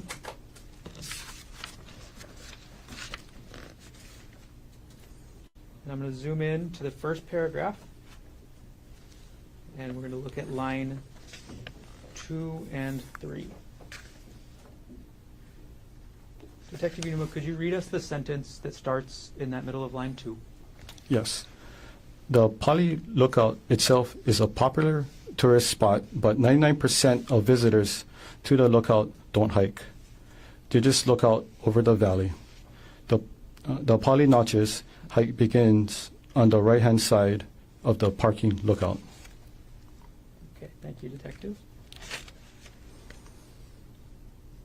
I'm going to zoom in to the bottom two lines of paragraph 2, Detective. Could you read the bottom 2 lines of paragraph 2 on this page? Yes. Okay. The hike isn't necessarily dangerous, but much of the path is on the edge of a huge drop-off. Does that make it dangerous? You decide. Okay. I'm going to remove that zoomed area. Right. We're going to move on to page 3, Detective. All right. I'm going to zoom Your in. Honor, for purposes of completeness, can we go back and zoom in on the last paragraph? I have no objection. Go ahead. All right. I'll zoom in on the last paragraph, Detective, Okay. and we will have you read that to us as well. Okay? Yes. The path is wide enough that there is no real risk if you watch your footing and play it safe. If you want to look out at the amazing view, it's best to stop walking and enjoy it while you have a steady position. Thank you, Detective. We're going to move on to the next page, page 3. Could you, I'm going to zoom in on the text that's on the bottom of the page. If you could read that to us. Okay. The trail heads straight up the hill in the undergrowth and then spits you out on the edge of the cliff with a huge drop-off. You then walk along the cliff. Okay. We'll move to page 4. And could you finish the sentence you were just reading? Yes. Edge, watching your step carefully. Okay. Anything else in this paragraph? Yeah, I made the whole paragraph for completeness. Thank you. Detective, I think we're just going to have you go through and read The whole thing. each paragraph for us, Okay. but I'm going to let you know that I'm zooming in so that everybody can read along with you, okay? Okay. All right. Could you finish the first paragraph on the top of page 4? Yes. From the first viewpoint, you can see Kaneohe, the Politanos, and even Chinaman's hat on a clear day. If you are classy as my friends, you might find this a great place to enjoy a drink and relax, and one of my favorite sunset hikes on Oahu. You now continue on in search of the puka. Keep following the trail, and another 5 or so minutes will bring you to the hole in the rock. This is why you did the Pali Puka hike, so hopefully a rainbow appears for you too. If you love pukas as much as we do, you gotta check out the Tom Tom Trail for another great puka. Okay. We're going to move on to page 5, Detective. I'm sorry. Okay. We have page 5 up, Detective, and I'm going to zoom in on the 2 paragraphs. Okay, so it's going to be keep climbing Pali Puka for the sunset spot. If you continue on now, the path will lead into the trees. You can keep going, but it gets quite steep, and you will need to use the rope already there. It's nothing crazy in my opinion, but some may find it a bit challenging. It is important to note, if you do go past the Puka point for sunset, it will be dark coming down, so bring a light for safety. After 10 to 15 minutes of climbing up the rocks and trees with the ropes, you might be a bit breathless, but the view will make up for it. The mountains look just freaking amazing. Here's the best part. If you are hiking at the right time of the year, the sun will creep through the gap in the mountain range and give you... I'm going to go on to page 6, Detective. Oh, I'm so sorry. States. We're going to put 112 back up on the screen.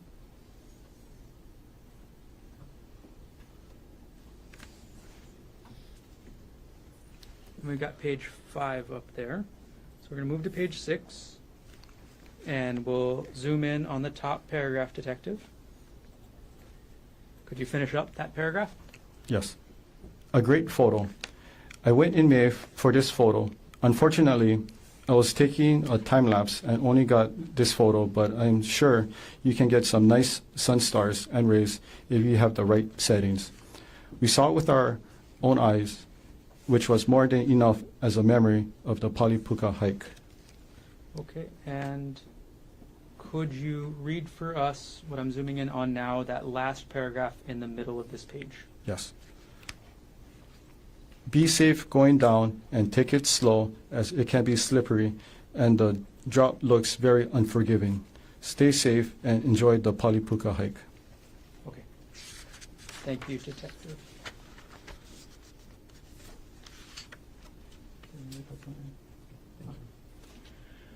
Okay. Detective Iinuma, I'm going to take the exhibit down from the screen, and I'm going to retrieve it from you. Thank you. I'm going to hand 112 to the clerk. And to move things along, Detective, I'm just going to hand you State's Exhibit 113, as well as, I'll just start with 113, actually. State's Exhibit 113, showing to Defense Counsel. Thank you. May I approach? Yes. Okay, Detective, could you take a look at State's Exhibit 113? Let us know when you're done.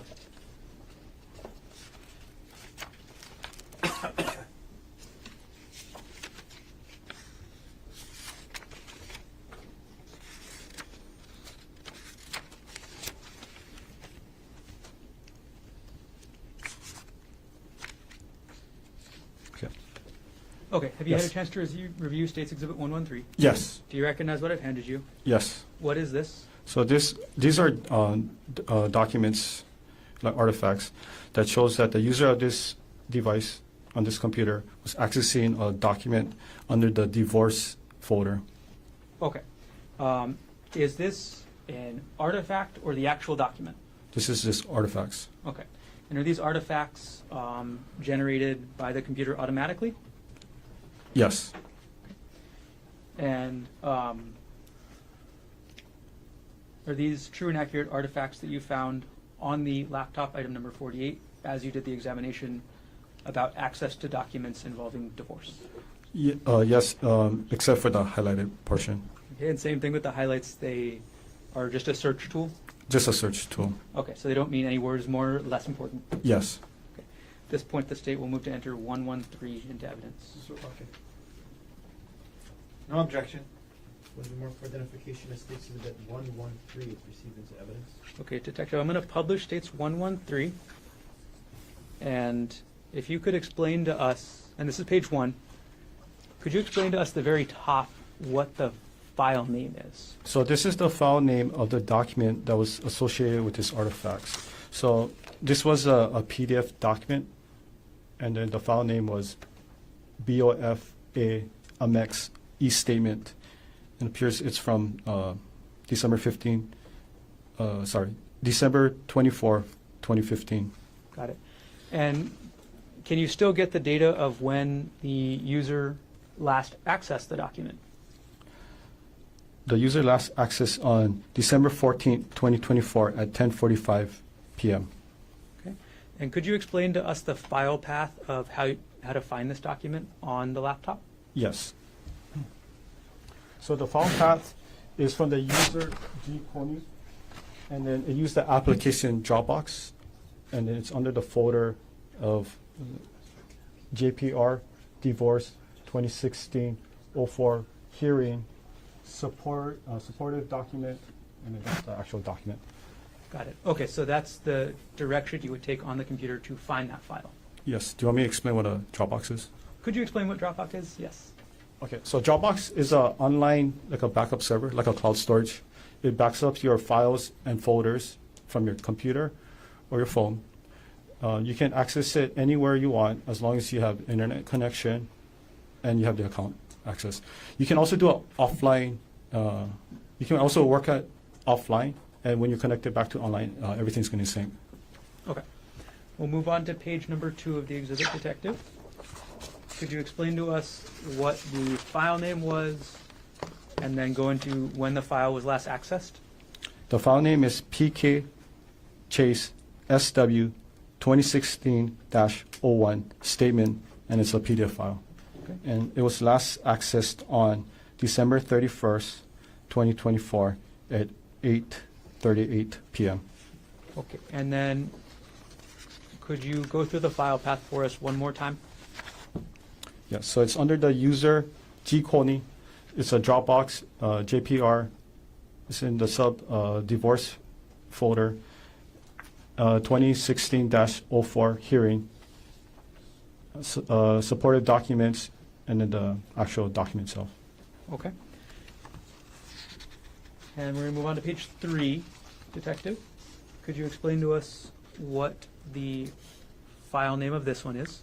The file name is 2012-04-12, and it's called Ghent plaintext.pdf. So it's a PDF file. And it was last accessed on this computer on January 7, 2025 at 6:59 a.m. Okay. And could you explain the file path for this document? Yes. So it's the user G. Konig. It's in the Dropbox under the JPR folder. Divorce 2016-04 hearing.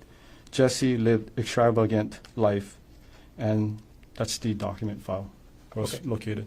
So which is the last folder that this document is contained in? It's right over here. Jesse lived extravagant life. Okay. And we'll move on to our last piece of this exhibit, Detective. Page number 4. Could you tell us what the file name is? The file name is PK Chase Freedom 2015-12 statement PDF, and it's a PDF file. And when was this last accessed? It was last accessed on February 3rd, 2025 at 8:42 a.m. And without going through the entire file path again, was this in the supporting documents folder of that 2016 hearing in the divorce folder? Supportive documents, correct. Okay. I'm going to take the exhibit down and I'll retrieve it from you, Detective. As I retrieve the exhibit from you, I'm going to approach with states 114, showing the defense. All right, so I'm going to retrieve 113. I'm going to hand you 114. And as I hand exhibit 113 to the clerk, could you review states exhibit 114, please?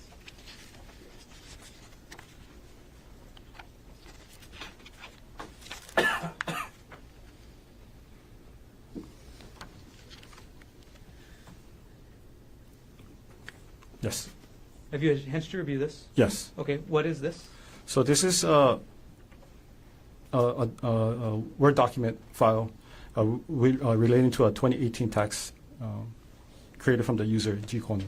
Okay, so this is the first time that you've testified this morning about a Word document, is that right? Yes. Okay. Does the Word document show an author? Yes. Who was the author according to the metadata? So the author is Gerhardt Konig. Does the metadata also show you who the last author is? Yes. Who is the last author of this document? The last author is Gerhardt Konig. Can you tell from the metadata when this document was last edited? Or modified, I'm sorry. Okay. So modified on March 12, 2019 at 3:02 p.m. And is this, is there any attachment to the metadata page for this exhibit? Yes. Okay. And is the attachment a portion of the entire Word document? Yes. Is this a true and accurate copy of, again, that portion of the Word document along with the metadata that you found on the laptop, item number 48 So in this case? okay. So for the Word document, it was highlighted and it was redacted. Okay. What kind of information was redacted? It was a Social Security number. Okay. So other than the Social Security numbers being redacted, is the content of the Word document a true and accurate copy? Yes. And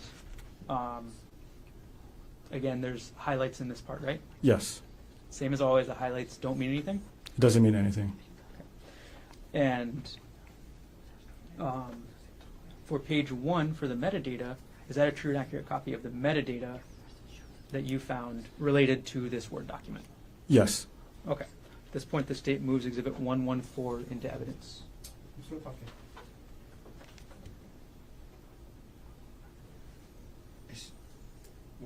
Can we, well, maybe, can we approach, I don't want to do a speaking objection. It's just part of the document. Document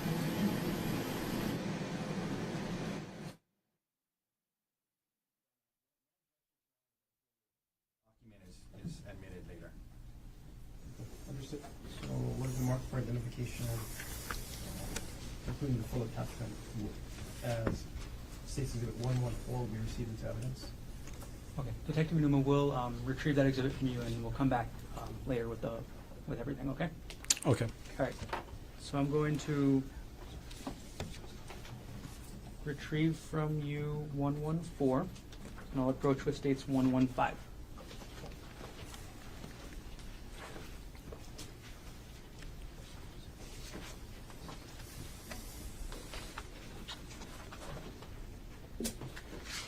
Okay, could you take a look through States 115?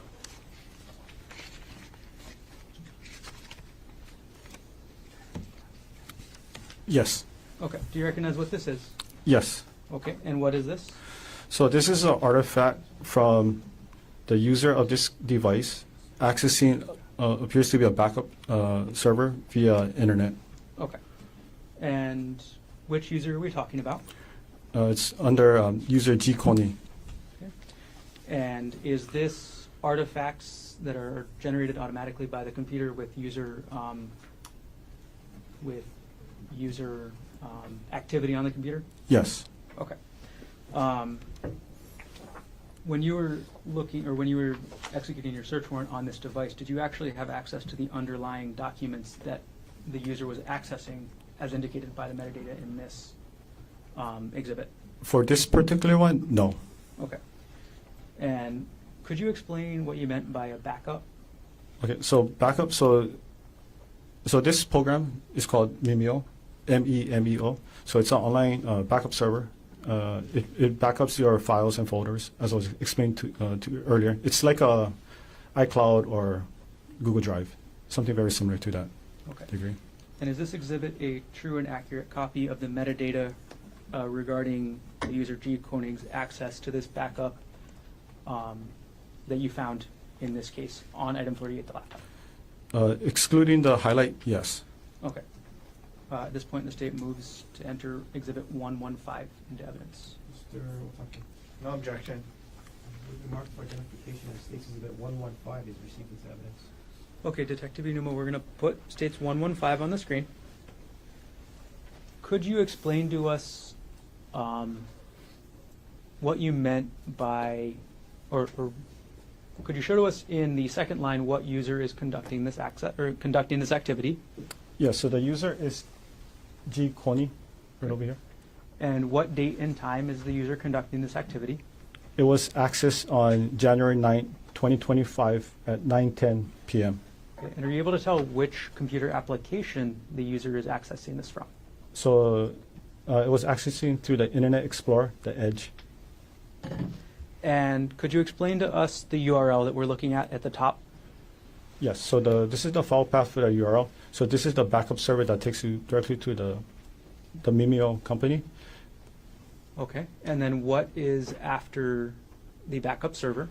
Yes, so after the backup server, so if you look further down, so this user access an account belonging to Ari, look into a folder called Documents, and under a subfolder called Divorce, and access this file named notes.docs. Okay. And are you able to determine which user's backup data this was? Was it G Konig's backup data? No, it appears, based on the URL, it appears to be the username for Ari. Okay. And this is a docs, docx, that's a Word document file. Got it. All right, we'll move on to page 2, Detective. Could you explain to us what this page of the exhibit shows? Okay, so this one is similar to the last one. So this was access to the Internet Explorer, the Edge. This was accessed on January 9th, 2025 at 9:14 p.m. And then it's the same, so the user is G Konig, and they access the Mimeo server, backup server, and access an account belonging to a person or username Ari went into the download folder and then accessed the complaint for absolute divorce document. It's a Word document. Can you tell from the URL when the backup date was? So when these files were actually uploaded? So there's dates on there, but I wouldn't know for sure unless I reach out to the company to verify what these dates particular means. Okay. And our last page of this exhibit, could you explain what we're seeing on this one? Yeah, so this one, it was also used by the Internet Explorer under the Edge. This was accessed on January 9, 2025 at 9:15 p.m. And then the user, G. Konig, went access the Mimeo backup server, accessing the user account for Ari, went into the download folder, and then viewed the Rosen divorce PDF file. Okay. I'm going to take the exhibit down, Detective, and I will retrieve the exhibit from you as I bring up to you State's Exhibit 116, showing to defense counsel.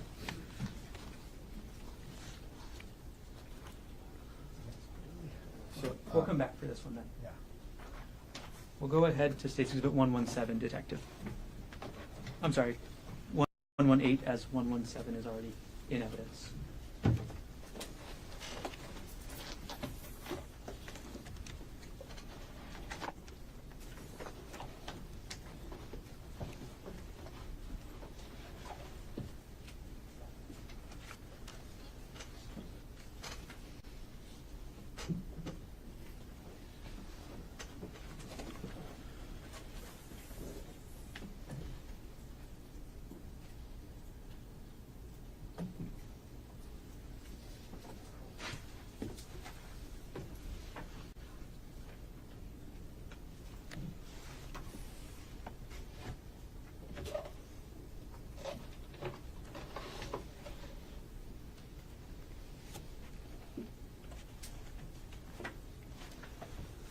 I apologize, Detective.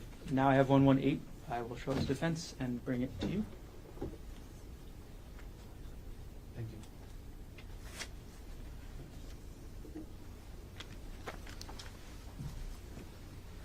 I'm retrieving 115. And here's the clip.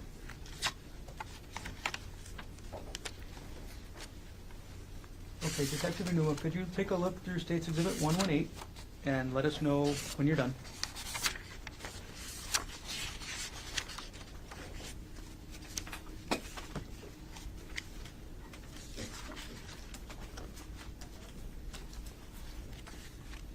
Okay. Okay, do you recognize what I've handed you? Yes. Okay, and what is this? So this is an email file that was sent to an individual under the username G. Konig. Okay, who was the, you said this is an email file. Are there any attachments to it? Yes. Okay, are those attachments included in the exhibit? Yes. Who was the email address sending the email? So the email address, sorry, you mean the user of the email sending to the recipient? Which email address is this from? Okay.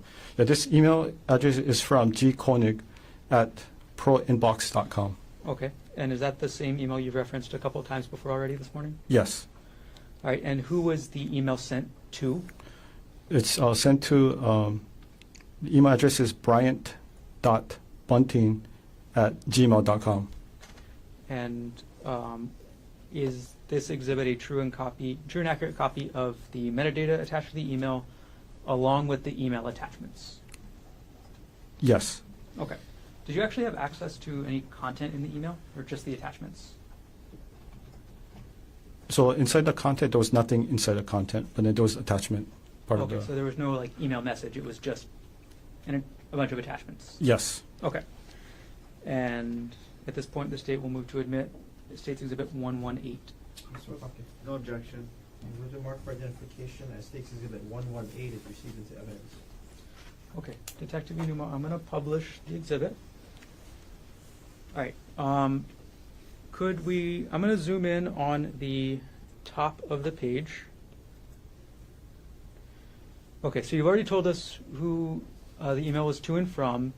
Could you tell us the date and time of the email? Yes, the date and time is December 4, 2024 at 3:33 p.m. And what was the subject line of the email? The subject line was stuff. Okay. And you already told us that there was no content to the email messages, but I'm going to zoom in on this portion that says attachment names. What are the attachments to this email? So there were 3 attachments to this email. The first one was called screen time and deleted messages docs. The second attachment was called some saved chats with pictures docs. And the third one was chat.txt file. Okay. All right. And detective, we're going to go through. Do you recognize there's 3 attachments to this email, right? Yes. Okay. And if I go through the attachment, can you tell us which attachment is in order? Yes. Okay. So we're going to go to page 2 of this. Which attachment are we looking at here? So this is the first one. This is under the screen time and deleted messages. Okay. Detective Iinuma, I'm going to zoom in on the text here. What does that say? So it says 7 hour on screen in 10 days. So about an hour per day messaging on workday. Messages in thread do not support this. Vast majority are deleted. 5+ hours in background. Phone calls, ? Okay, I'm going to take that down. Okay, detective, we're going to move on to the next page. I'm sorry,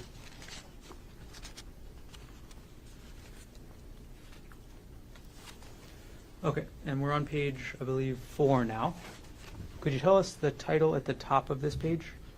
The title is called Deleted Messages from Sunday or Sun 12-1, parenthesis, all deleted.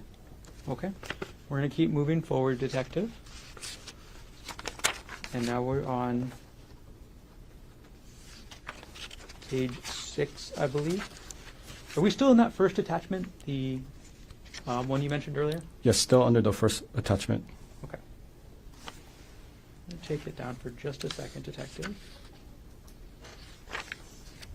And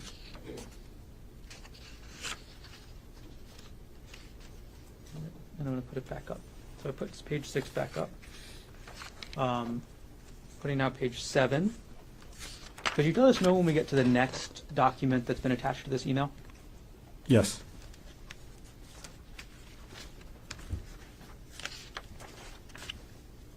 And that concludes the first attachment files. Okay. What's the name of the second attachment? The second one is called Some Saved Chats with pics or pictures docs. Okay. And we're at page 11 now. Is this the first page of that document? Yes. Okay. We're going to scroll through, detective.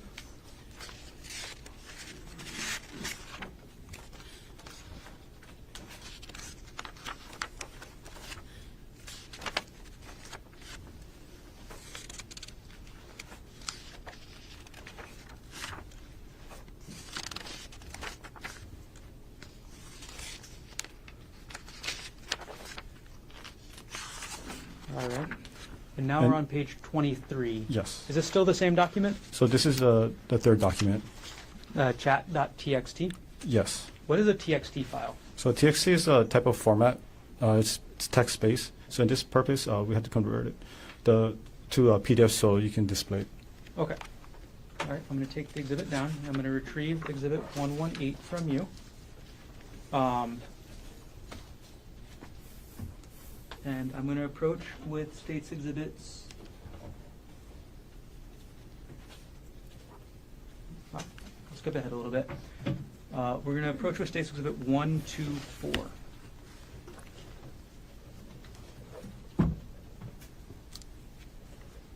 I'm sorry, 1, 2, 2.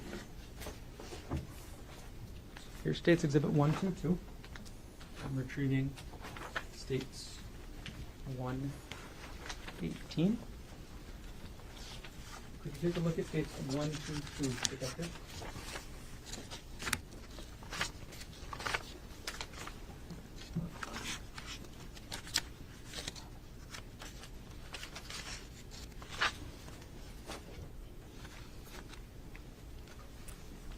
Yes. Do you recognize what that is? Yes. What is that?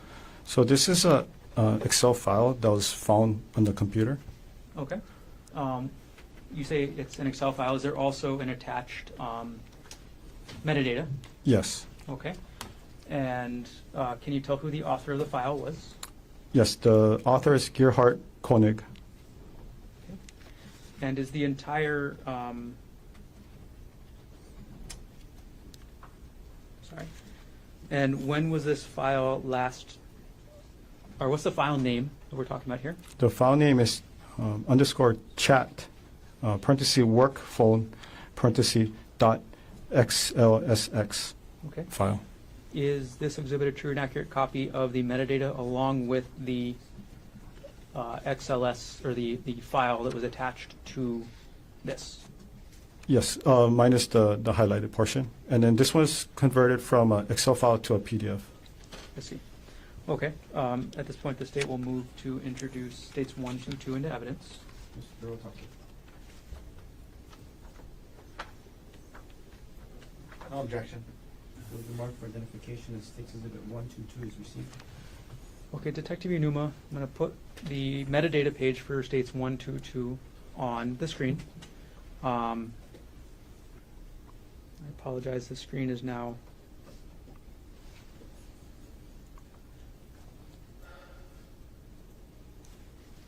single pages, but only looking at. I apologize. All right, I'm going to put states 122 on the screen at page 1. Okay. Can you tell us when this file, this chat work phone file, was last accessed? It was last accessed on January 3rd, 2025 at 2:01 p.m. And could you explain to us the file path to find this document? Okay, so this one is under the user Pony.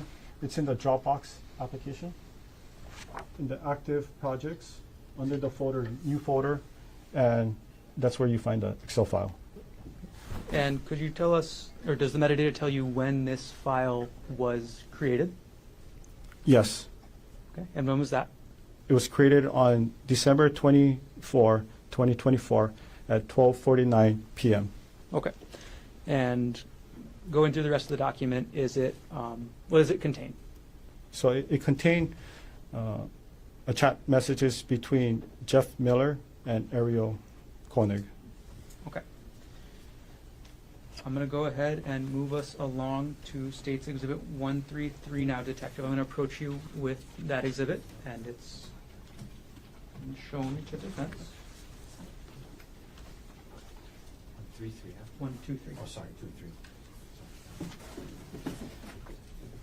Okay, and I'm going to approach with States 1, 2, 3, Detective.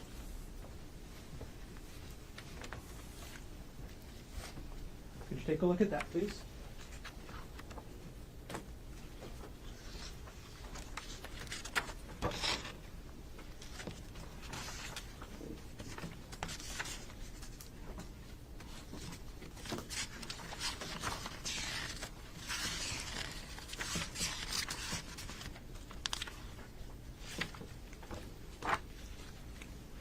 Yes. Detective, do you recognize what that is? Yes. Okay, what is that? So this is a text file that was located on the user device G Konig. Okay, and what was the name of the file? The file name was underscore chat, parenthesis, pers, phone, parenthesis, dot txt file.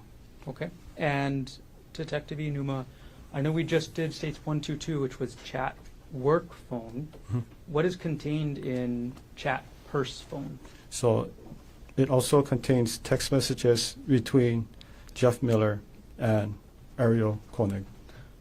All right, and for the exhibit that you have up there with you, States 123, is there both the metadata attached to the user activity with regards to this file as well as the file?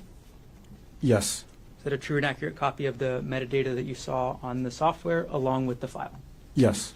At this point, the state moves Exhibit 1, 2, 3 into evidence. Mr. Otake. No objection. It was marked for identification as State's Exhibit 1, 2, 3 is admitted into evidence. Okay, I'm going to publish. And Detective Iinuma, we're not going to go through the entire chat this time either, but can you go through when this was created, the file path, and then when it was last accessed? Yes. Okay. So it was created on December, right here, December 8, 2024 at 3:18 p.m. And then this is the file path to retrieve the document. So this is the user G Konig. It was in the Dropbox application under the folder active projects subfolder, and then this is where we're able to recover the document. Okay. And when was the document last accessed by the user? It was last accessed on January 7th, 2025 at 9:06 a.m. Okay. And then again, you said that the attached file is the messages. Yes. Okay. We'll keep moving, Detective. I'm going to retrieve Exhibit 1, 2, 3 from you, and I'm going to approach with Exhibit 1, 2, 4.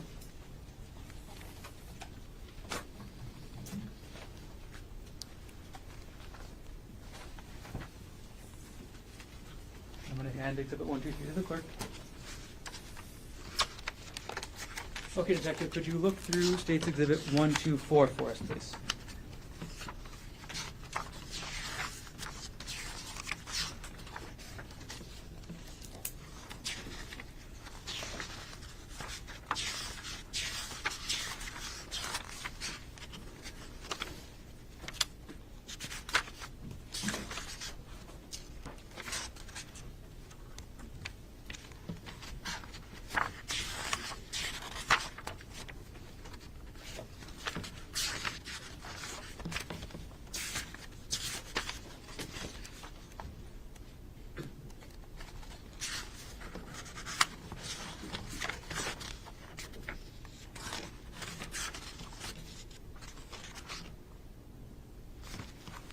Okay. Okay, have you had a chance to look through the exhibit?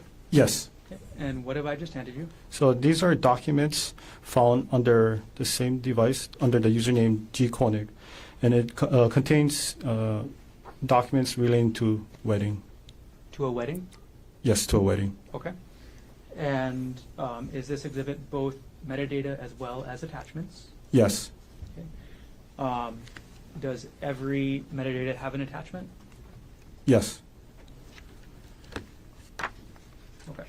Are the exhibits true and accurate copies of the metadata along with the attachments? Yes. And again, any highlighting doesn't mean anything, right? Yeah, the highlighted doesn't mean anything. Just usually for search purpose. Okay. At this point, the state will move to enter State's Exhibit 1, 2, 4. Mr. Otake. No objection. Where the mark for identification as State's Exhibit 124 is received into evidence. Okay. I'm going to publish the first page of States 1, 2, 4. Detective Iinuma, could you tell us the title of this document that's we have the metadata here for on the first page? Yes. The title is called the W, and I think it's a 0223 parenthesis GK parenthesis, and then it's an Excel file. Okay. And could you tell us who the author of the document is? So the author is, it's right over here. Worth and AI, or right over here. Okay. Could you tell us who the last author is? The last author is Gerhardt Konig. Okay. And could you tell us the last modified date? The last modified date is right over here.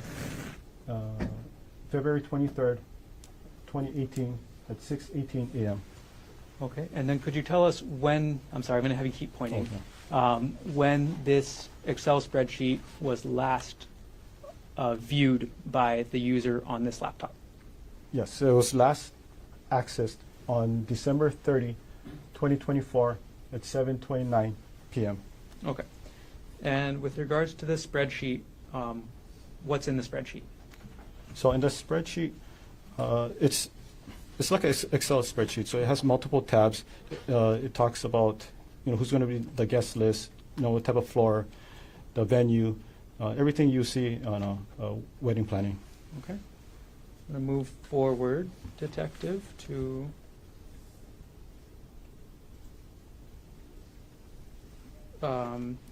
page number 11. All right.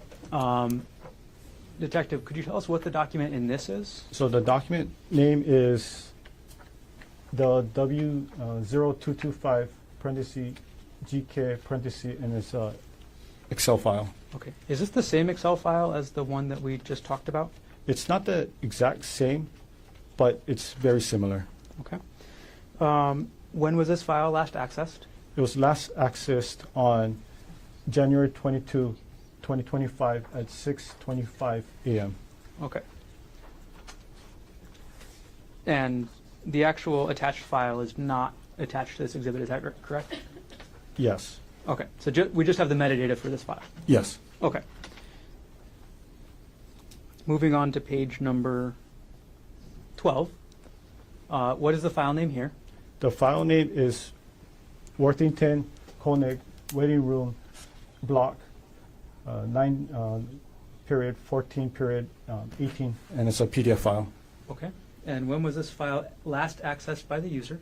It was last accessed on January 22, 2025 at 3:04 p.m. Okay. And is this file attached to the exhibit? Yes. Okay. We're going to go to page 13. And we go to page 14 and publish page 15, publish page 16, and 17. So what does this file appear to be? Appears to be like a contract for the wedding. Is it for booking venue? Yes. We're going to go to page, I'm sorry, we still have a little bit more, 18 of the exhibit. All right, now we're at page 19 of State's Exhibit 124. What file are we talking about here? So this is an Excel file. The file name is the W0201 parenthesis GK parenthesis. And could you tell us when this file was last accessed? It was last accessed on February 24, 2025 at 6:16 a.m. Okay. And is the actual spreadsheet attached to this exhibit? No. Okay, is this the same spreadsheet that we were talking about earlier with the other similar numbers? Yeah, so when I was looking at everyone, it appears to be very similar. Just certain numbers were different. Okay. Publishing page number 20. All right, and sorry, I'm going to just keep us moving as much as we can, Detective. Okay. We're going to go to 21. Essentially, are all these pages of this exhibit related to a wedding? Yes. And the wedding between Gerhardt Konig and Arielle Konig, correct? Yes. Okay. We'll pause this exhibit for now, and we'll move on to the next one, Detective. I'm going to approach with State's Exhibit 125.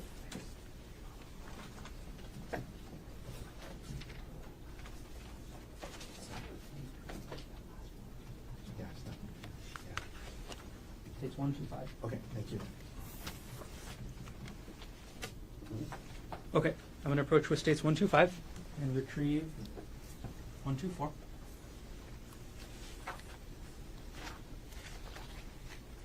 Okay, could you briefly go through that exhibit and take a look?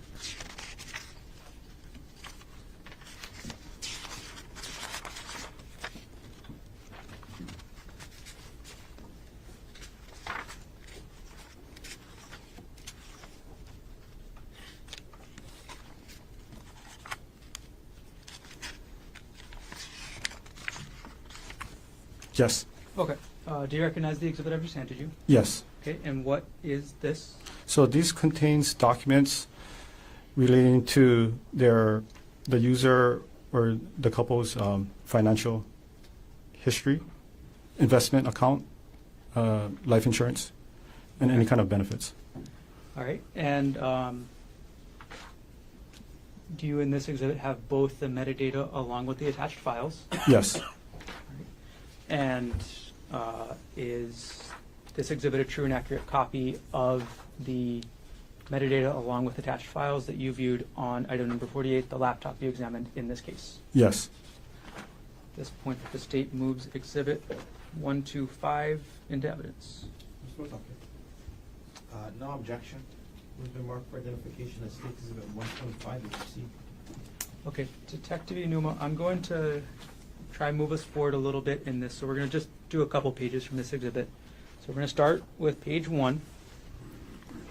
Could you tell us what the file name is here? So the file name is Westinghouse 2022. It's on January 31st, and it's a PDF file. Okay. Can you tell us when this file was last accessed? It was last accessed on December 15th, 2024 at 8:17 a.m. Okay. And could you tell us the file path to get there?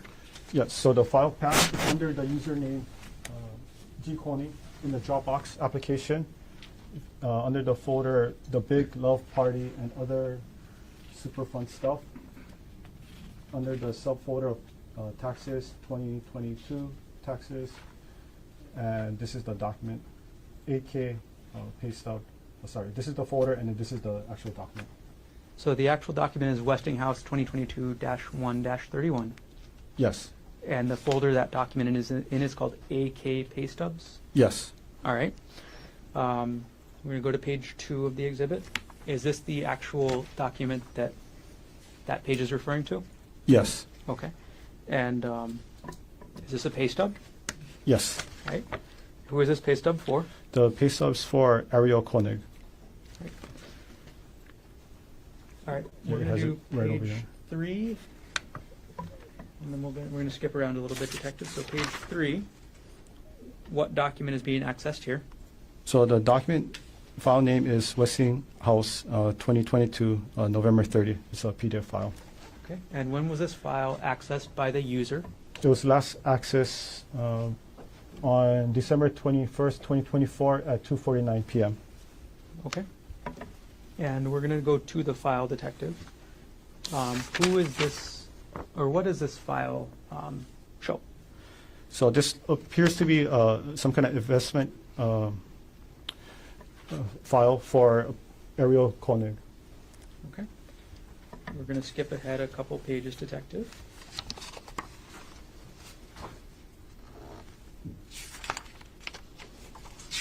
To page...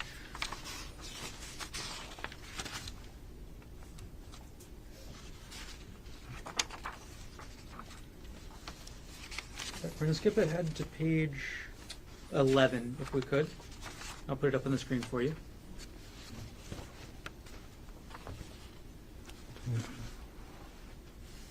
Okay, Detective, Okay. what is the file name that we're looking at here?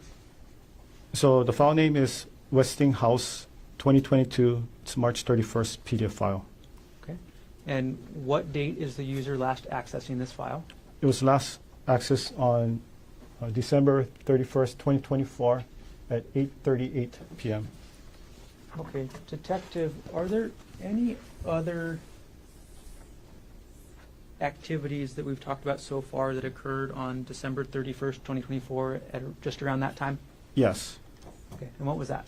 So under the user G. Konig, the pay stub for Arielle Konig was viewed, and also too a divorce file was viewed too. Okay, I'm going to put them both up on the screen together, so we'll keep State's Exhibit 125 on the screen right there, Detective.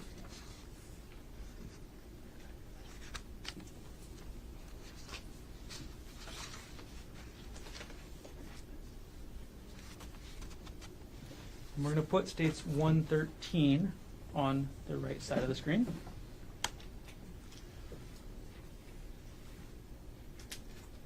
And on States 113, we're going to scroll ahead to page 2. All right. Is these the two activities that are happening at the same time or a similar time, Detective? Yes. Okay. So on the left side, we have States 125. And what is the file for that one again? The one on the left is Westinghouse 2022. It's on March 31st PDF file. Okay. And on the right side, what file is that again? Okay, I gotta start. So the file name is PK Chase SW 2016-01 Statement PDF, and it's a PDF file. Okay. And got it. All right, I'm going to take both photos down.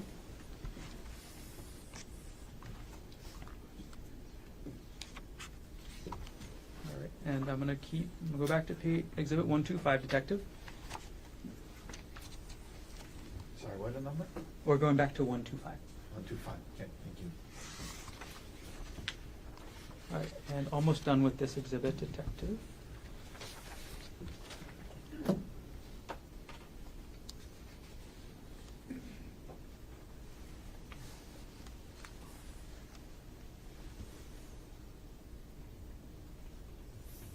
Okay, I'm going to publish page number 24 of this exhibit. Detective, what is the file name we're looking at on page 24? The file name is 2018-04 Wealthfront Statement. It's a PDF file. Okay. Is the PDF file attached to this exhibit? Yes. When did the user of this, when did the user G. Konig on this laptop last access this file? It was last accessed on March 14th, 2025 at 3:46 p.m. Okay. We're going to go to page 25. What does this file, or what does this file appear to be? Appears to be like a personal account for the user or the person, Arielle Worthington. This is an account statement for Arielle Worthington? Yes. Okay. All right. And then last pages for this exhibit, Detective, page number 36. I'm sorry, we'll skip that. Okay, I'm going to retrieve that exhibit from you, Detective. And we have got time for one more before lunch.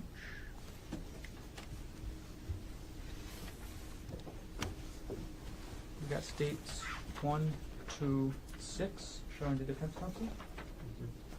May I approach? Yes. Henny 1, 2, 6. Can you take a look through that, Detective?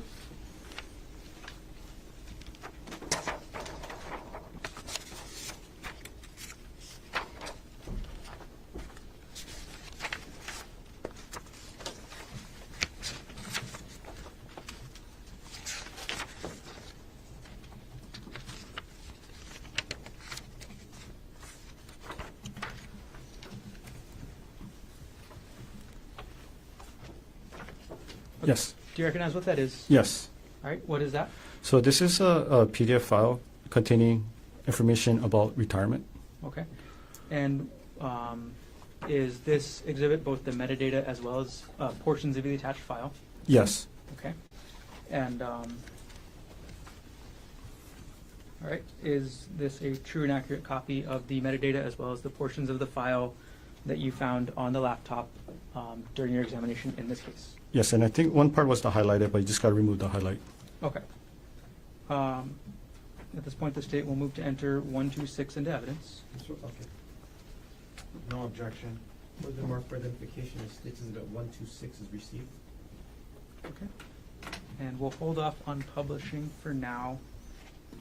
And Detective Iinuma, our last one for now will be states 1, 2, 7. So I'm going to approach with 1, 2, 7.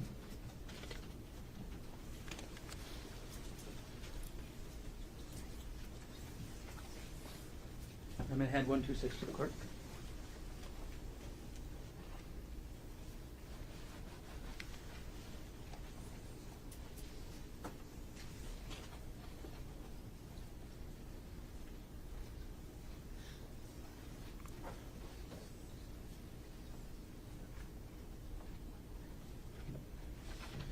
Okay, Detective, you recognize what I just handed you? Yes. Okay, what is this? So this was a PDF file that was found on the user G. Konig under the Dropbox. This is basically the intake form for a marriage counselor and family therapy Okay. service. And when is the date on this document? The date on this document is January 29, 2025. Is this exhibit just the document, or is it document and the metadata? So for this one, it's just a document. And where did you find this document on the computer? So that was the one I mentioned earlier. So it was under the username G Konig, under the Dropbox. Okay. Does the document itself indicate who prepared the document? So at the last, let me double check. Yeah, so on the last page, it's electronically typed as Gerhardt Konig. Okay. It was dated on January 29, 2025. Okay. Are there any redactions from this document? There's one redaction. And what is that? It's the last four of the social security number. Okay. Other than that, redactions, is this document a true and accurate copy of the document that you found on the laptop pursuant to your investigation? Yes. Okay. At this point, we'll move States Exhibit 127 into evidence. Mr. Otake. 1 second, Mr. Garner. Yes. So just to be clear, There's- it's okay, you don't need to bring it up, but just as long as it's, okay, no objection.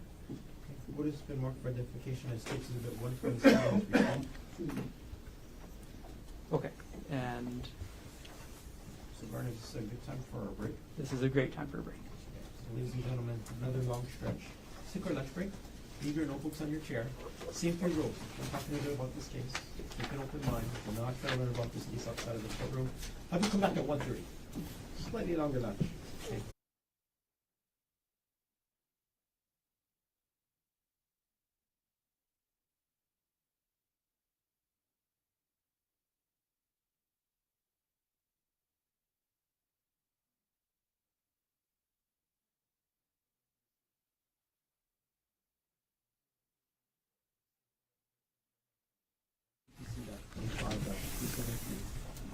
Konig is present in court with all four counsel of record. All jurors are back in the courtroom. Detective Iinuma on the stand, still under oath. Mr. Garner, whenever you're ready, you may continue on with your direct examination. I apologize. I'll just take a moment.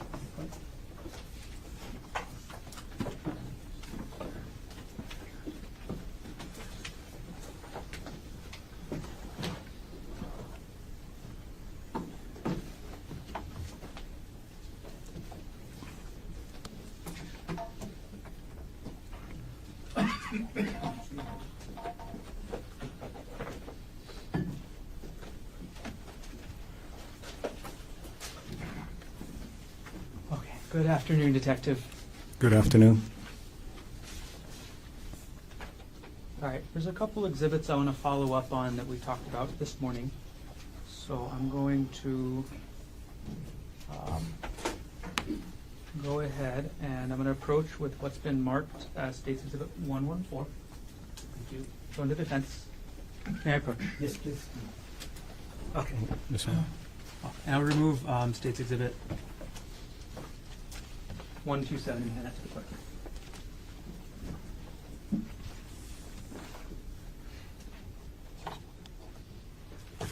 Okay, could you take a look through that exhibit, Detective?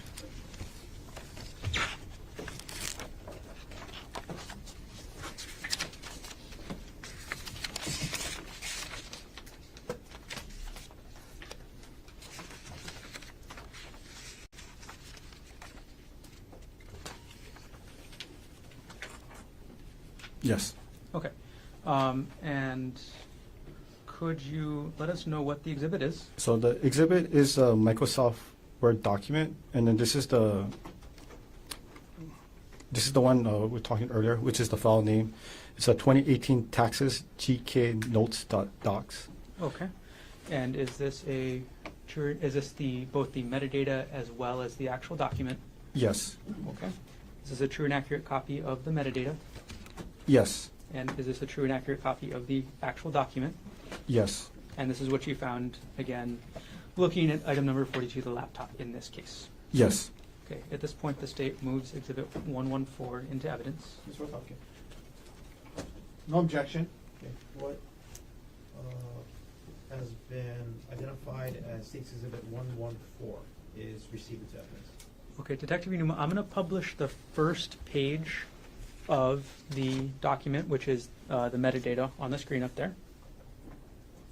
Okay.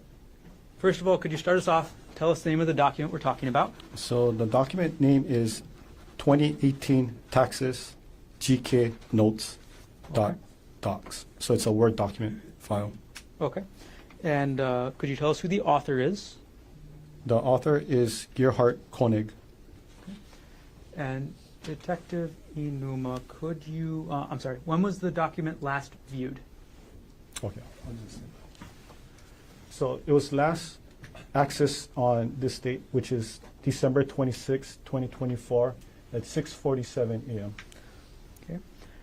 Detective Iinuma, could you walk us through the file path for this document as well?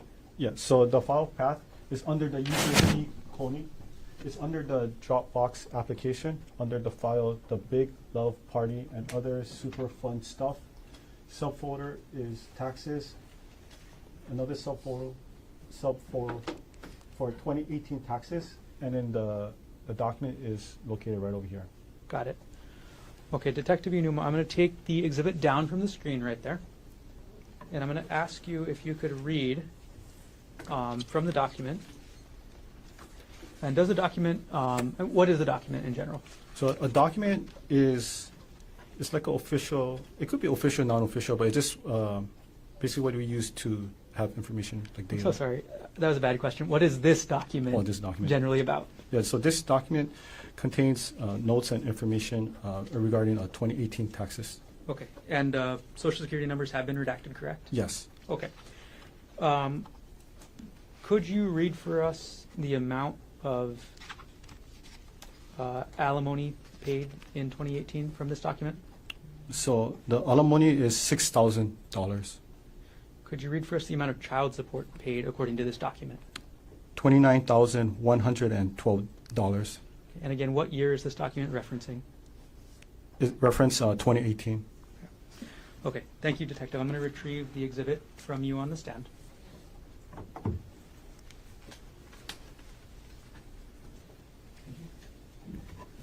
And the next exhibit I'm going to hand you is going to be State's Exhibit 124. And I'll hand that up to you, and while you're flipping through, I'll give the old exhibit to the clerk.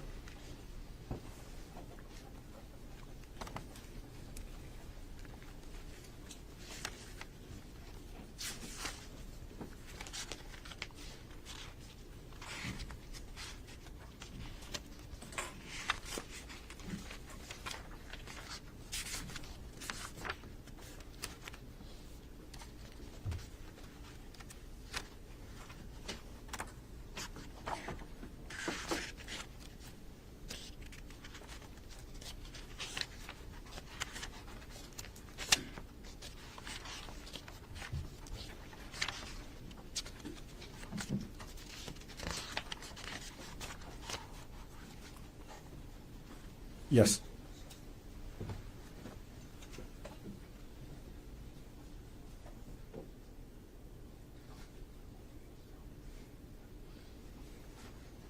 Okay, I'm sorry, Detective. Have you reviewed the exhibit? Yes. Okay, and again, is this one of the exhibits you viewed this morning?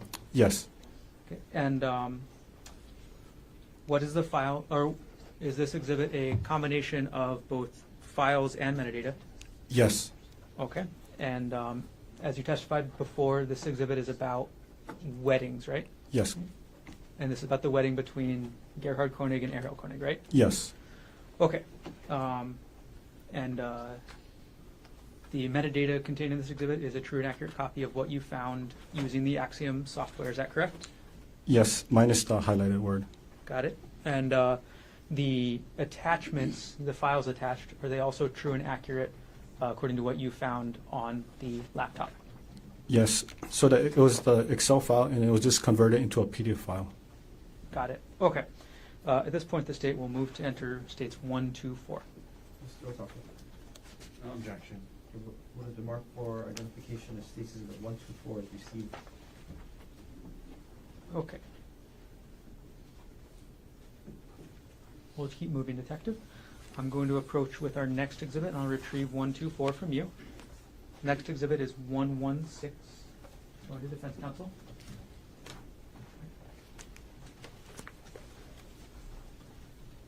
I'm retrieving 124. That's a big stack of papers I gave you. Can you just thumb through it real quick?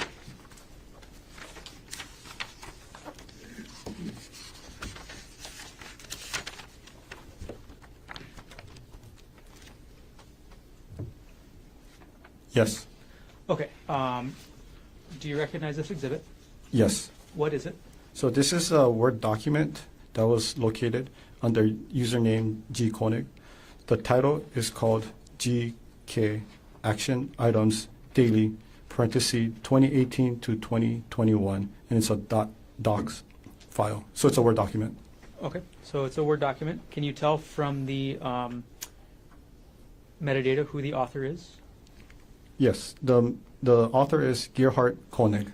Okay. And could you tell us, I'm sorry, when the file was last accessed?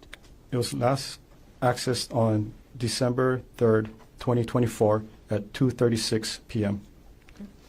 And is the metadata part of this exhibit true and accurate copy of the metadata you found on the laptop, item number 48? Yes.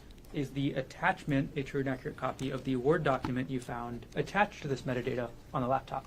Yes. Okay. And it is a rather lengthy document, is that correct? I'm sorry, what was that? It's a rather lengthy document, Oh, is yes. that right? It's more than 100 pages, right? Yes. Okay. At this point, the state will move, or will move Exhibit 116 into evidence. Mr. Otake. No objection. With the mark for identification, the state's exhibit 116 is received into evidence. All right, thank you. Just a moment.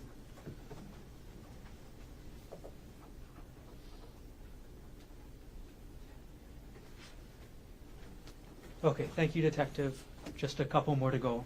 I'm going to go and retrieve Exhibit 116 from you, and I'm going to hand you what's been marked as State's Exhibits 119, 120, and 121. Okay? Yes. Okay.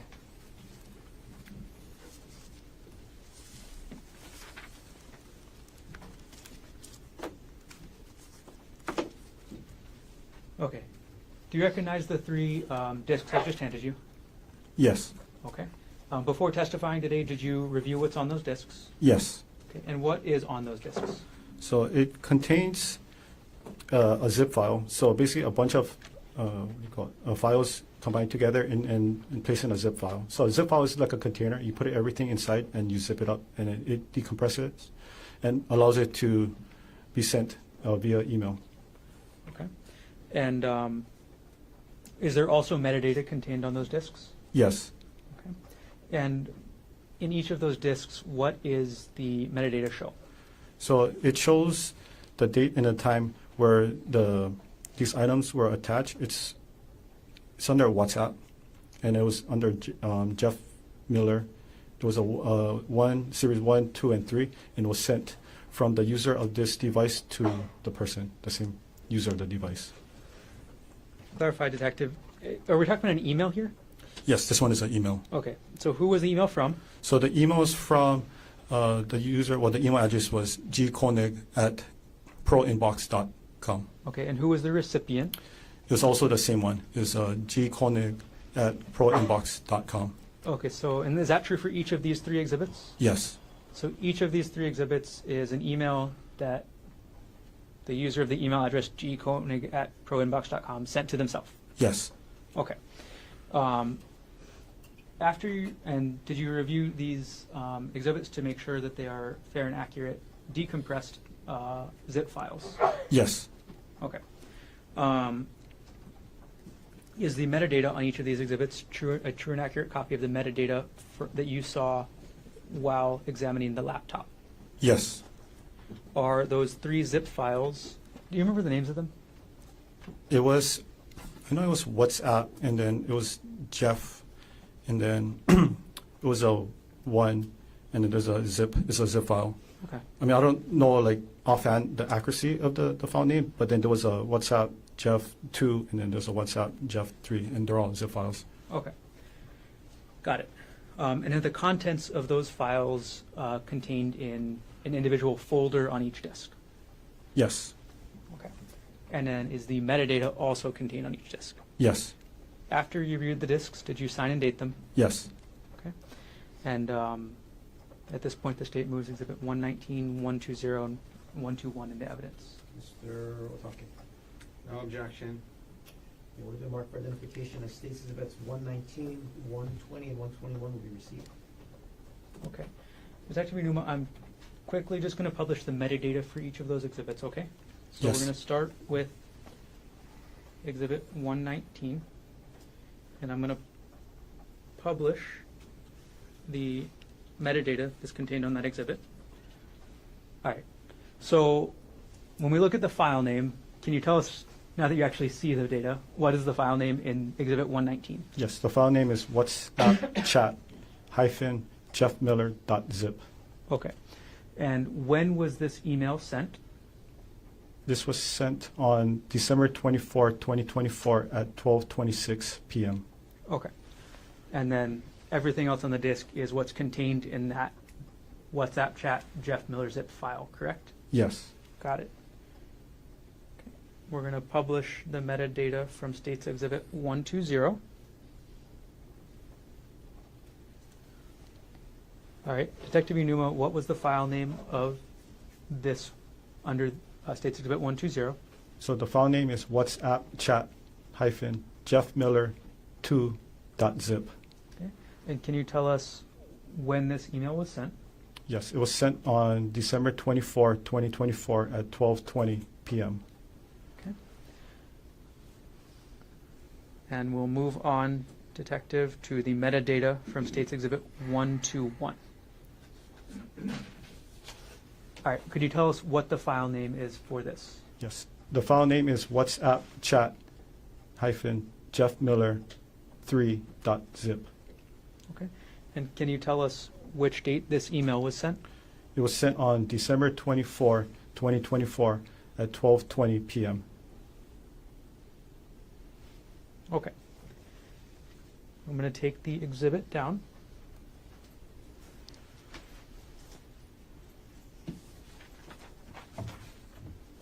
One second.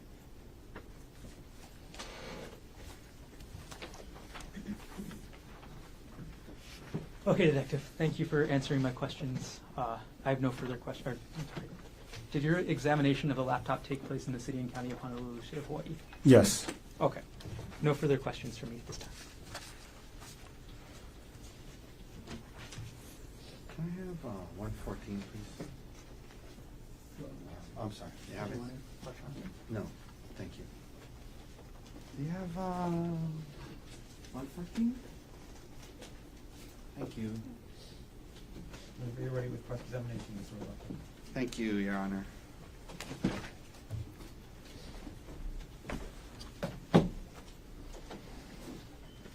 Okay, good afternoon, Good Detective. afternoon.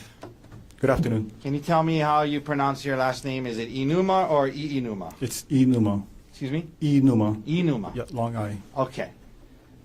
So, you're a detective with the Honolulu Police Department, yes? Yes. And it was a few hours, maybe 4 or 5 hours ago, but what kind of expert were you qualified to be today? It's a digital forensic. Digital forensics, right? Yes. As in, you get a search warrant as a detective, you go through someone's computer, search relevant terms, trying to find evidence that is relevant or helpful to the prosecution, yes? Yes. And in this case, you talked about artifacts, as in files, is that right? Yes. Isn't it true that your search through the Axiom program, you collected over 7,000 files, yes? It was 9,000. Sorry, it was 7,941 files. 7,900 files from the computer that you believe belongs to Gerhardt Konig, yes? Yes. And then of those 7,900 something files, you sifted through it looking for the ones that you believe would be the most relevant to the prosecution, correct? Yes. And the prosecutor worked with you on that, yes? I worked with the lead investigator. I'm sorry, the detective Spacek, is that right? Yes. And the ones you went through today, it's the best you guys could come up with, yes? Yes.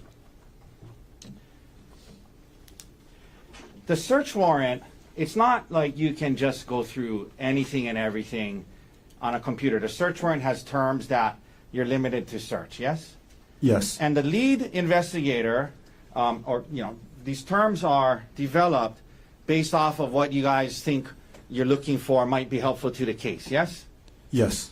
And so, for example, in this case,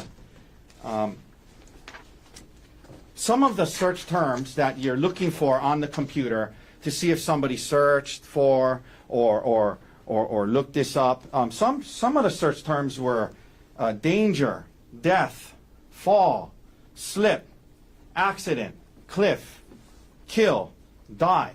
Those are some of the search terms that the lead detective put in the warrant that you guys are trying to comb through this computer, trying to see if we can find searches for death, falls, accident, cliff. Those are some of the search terms that you guys are looking for, right? Yes. Okay, and again, today you went through what you found, right? Yes. And there were other search terms as well that had Arielle's name, yes? Yes. And Miller's name, yes? Yes.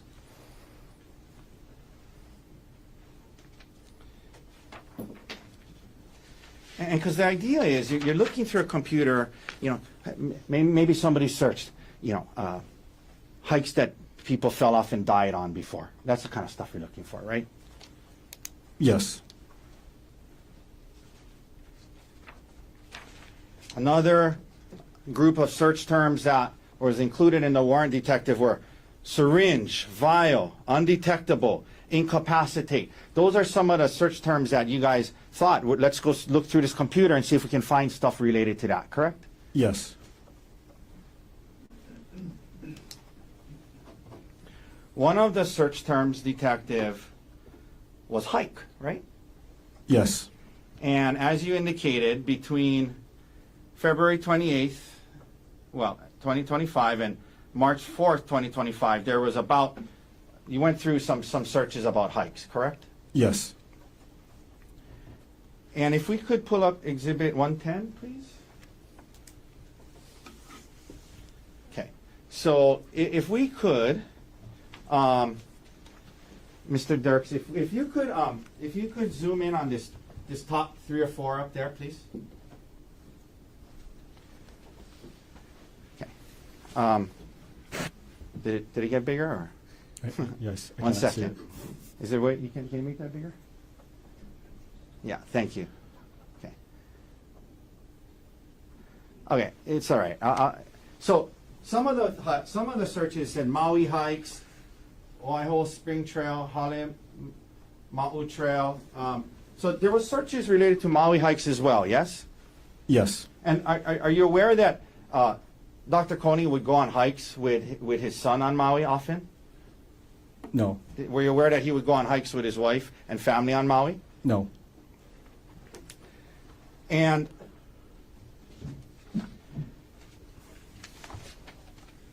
on that same exhibit, you see on the bottom there? Can you blow up that bottom under URL, Mr. Dirks, please? The whole thing, please. No, I'm including this part, please. Okay. Okay. So this is from your search, some of the searches that was done on hikes, correct? Yes. And so, for example, best hikes on Oahu was searched, right? Yes.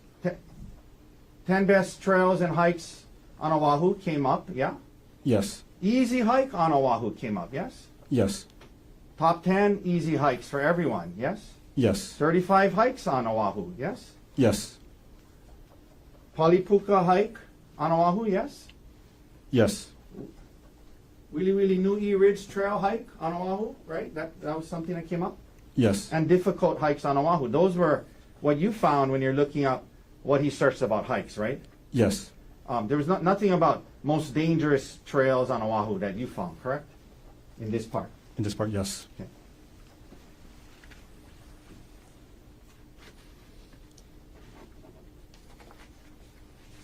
And it's true, you can zoom out of there, Mr. Dirks, thank you.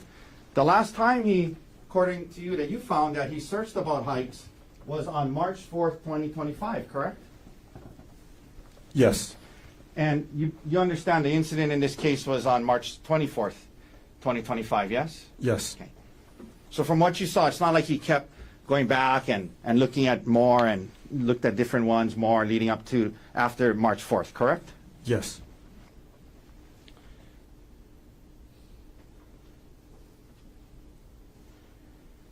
Now, if somebody wanted to go on a hike on Oahu, they might search for hikes, right? Yes.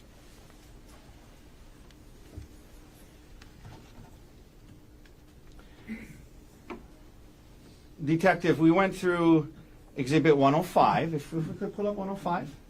And this was the one with the Reddit, I guess, is it a website or is Reddit a website? So it's a website. It's an online social media platform. It's like online social media, right? Something like a Facebook. Something like a Facebook where I think you said you can go to it and get advice on certain topics or see what other people have to say about it, right? Yes. Yeah, for whatever, if you wanted to learn about, any certain topic and see how people else have dealt with it, you might go on there and see what people have to say, right? Yes. Okay. And so, he's on, at least what you found on the computer, as one after infidelity. Let's go to the next page if we can, okay? As one after infidelity, let's go to the next page. Next page. And next page. Next page. Okay. So there's all these things having to do with infidelity, correct? Yes. Okay, let's go to the next page. Why did you do it? He's trying to look that up, yes? Yes. Next page. Okay, next page. Peer support, advice and removals. He's looking up peer support related to infidelity, correct? Yes. We can take that down.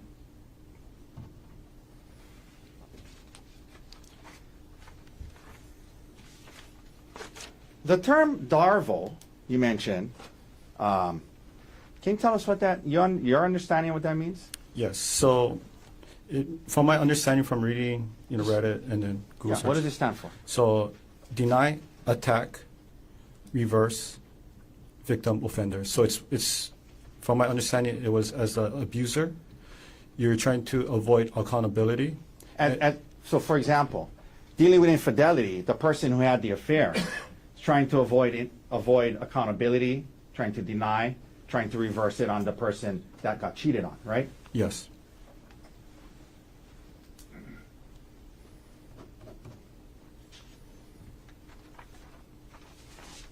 Could we pull up 113, please? So you brought up this exhibit, and you said that it's in the Dropbox, and it's part of, I guess you said a file divorce, and then hearing support, and then there's sub-files going all the way down to Bank of America Amex statement, correct? Yes. And that's the file name that was open. Bank of America Amex statement, right? Yes. It's a credit card statement, right? Yes. That happened to be in this chain of files, right? This was in there, right? Yes. But at least from what you pulled it, I mean, it was a credit card statement he was looking at, right? Yes.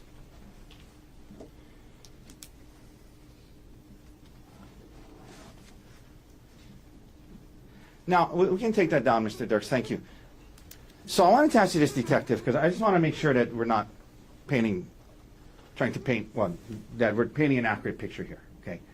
The search warrant, you can only seize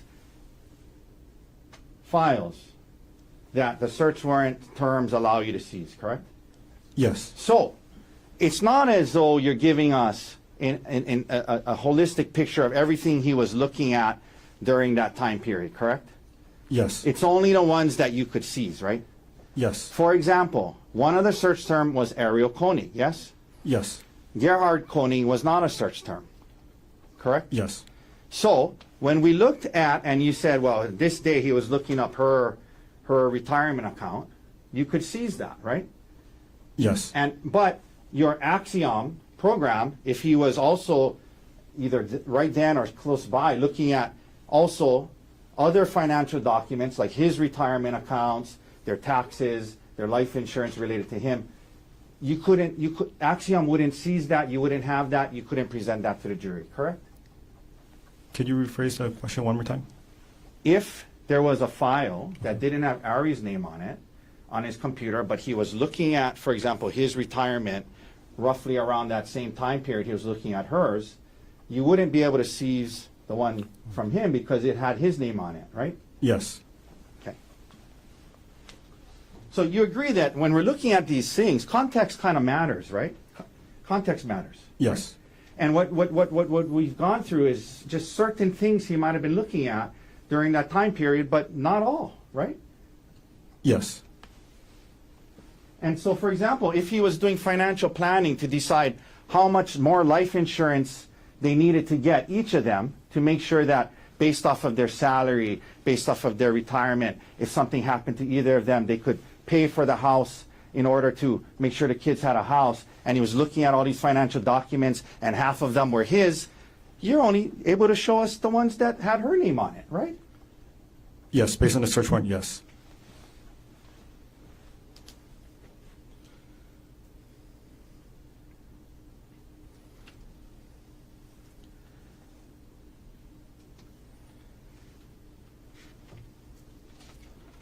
Could we pull up 114, please?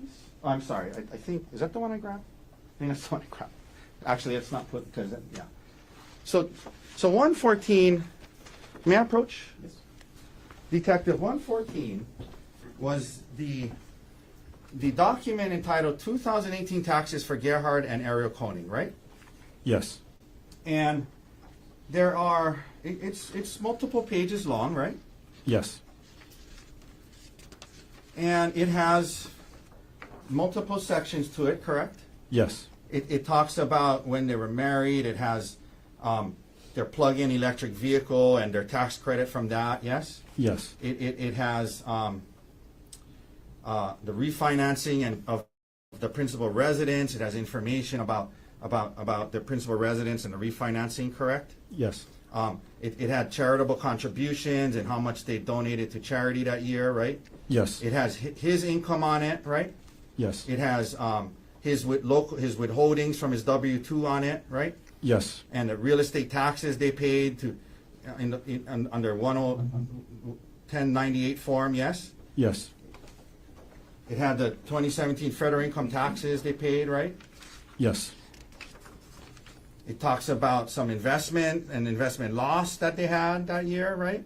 Yes. It has things from their W-2 from University of Pittsburgh, right? Yes. And then it has information about Arielle Konig on there, about, again, the principal residence, home mortgage interest, education information, healthcare information. It has all of that in this document, right?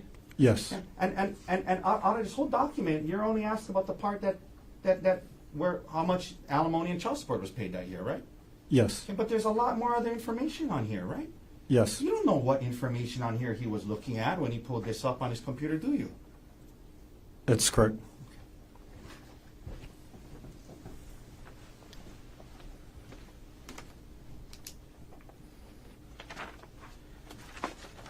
One second, detective.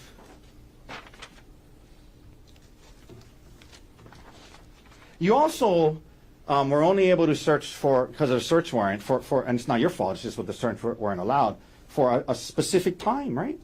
Yes. So I think it was December 1st to March 24th, right? It's 24. Yes, correct. So you weren't able to go back and see, okay, well, is this normal? Does he often go to these files and look up his tax information or the retirement information or any of these files? Is this a normal practice of his, every month or so? You weren't able to go back and see that, were you? Yeah, that question would be for the lead detective. No, I know, I'm not blaming you. I'm just, you only did what you were allowed to do, right? Yes. Yeah, so you weren't able to go back into, January, February, March, April, May, June, July, August, September, October, of 2024. You can only go from December to March, right? Yes.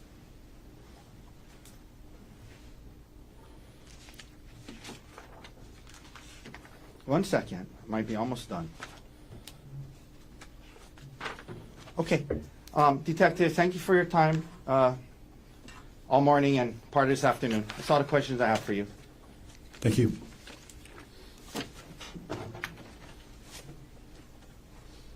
Thank you. Mr. Gardner, any redirect? Briefly, go ahead. Okay, Detective Iinuma, you were asked about the date range for when you saw the user G. Konig searching for hike information, correct? Yes. Okay, and that date range you asked about was February 28th through March 4th, is that right? Yes. That's 5 days, right? Yes. Other than those 5 days, in the approximately 4 months that you looked through the laptop with the user Gerhardt Konig, other than those 5 days, was there any other research about hiking that you found? Not that I recall.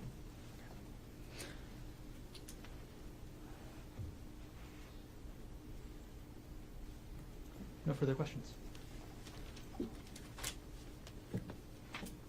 it's okay, any recross based on what was asked in the bill? No, thank you, Detective. Detective, thanks for being here. Okay, thank you. Watch that step. You can leave everything out there. Thank you.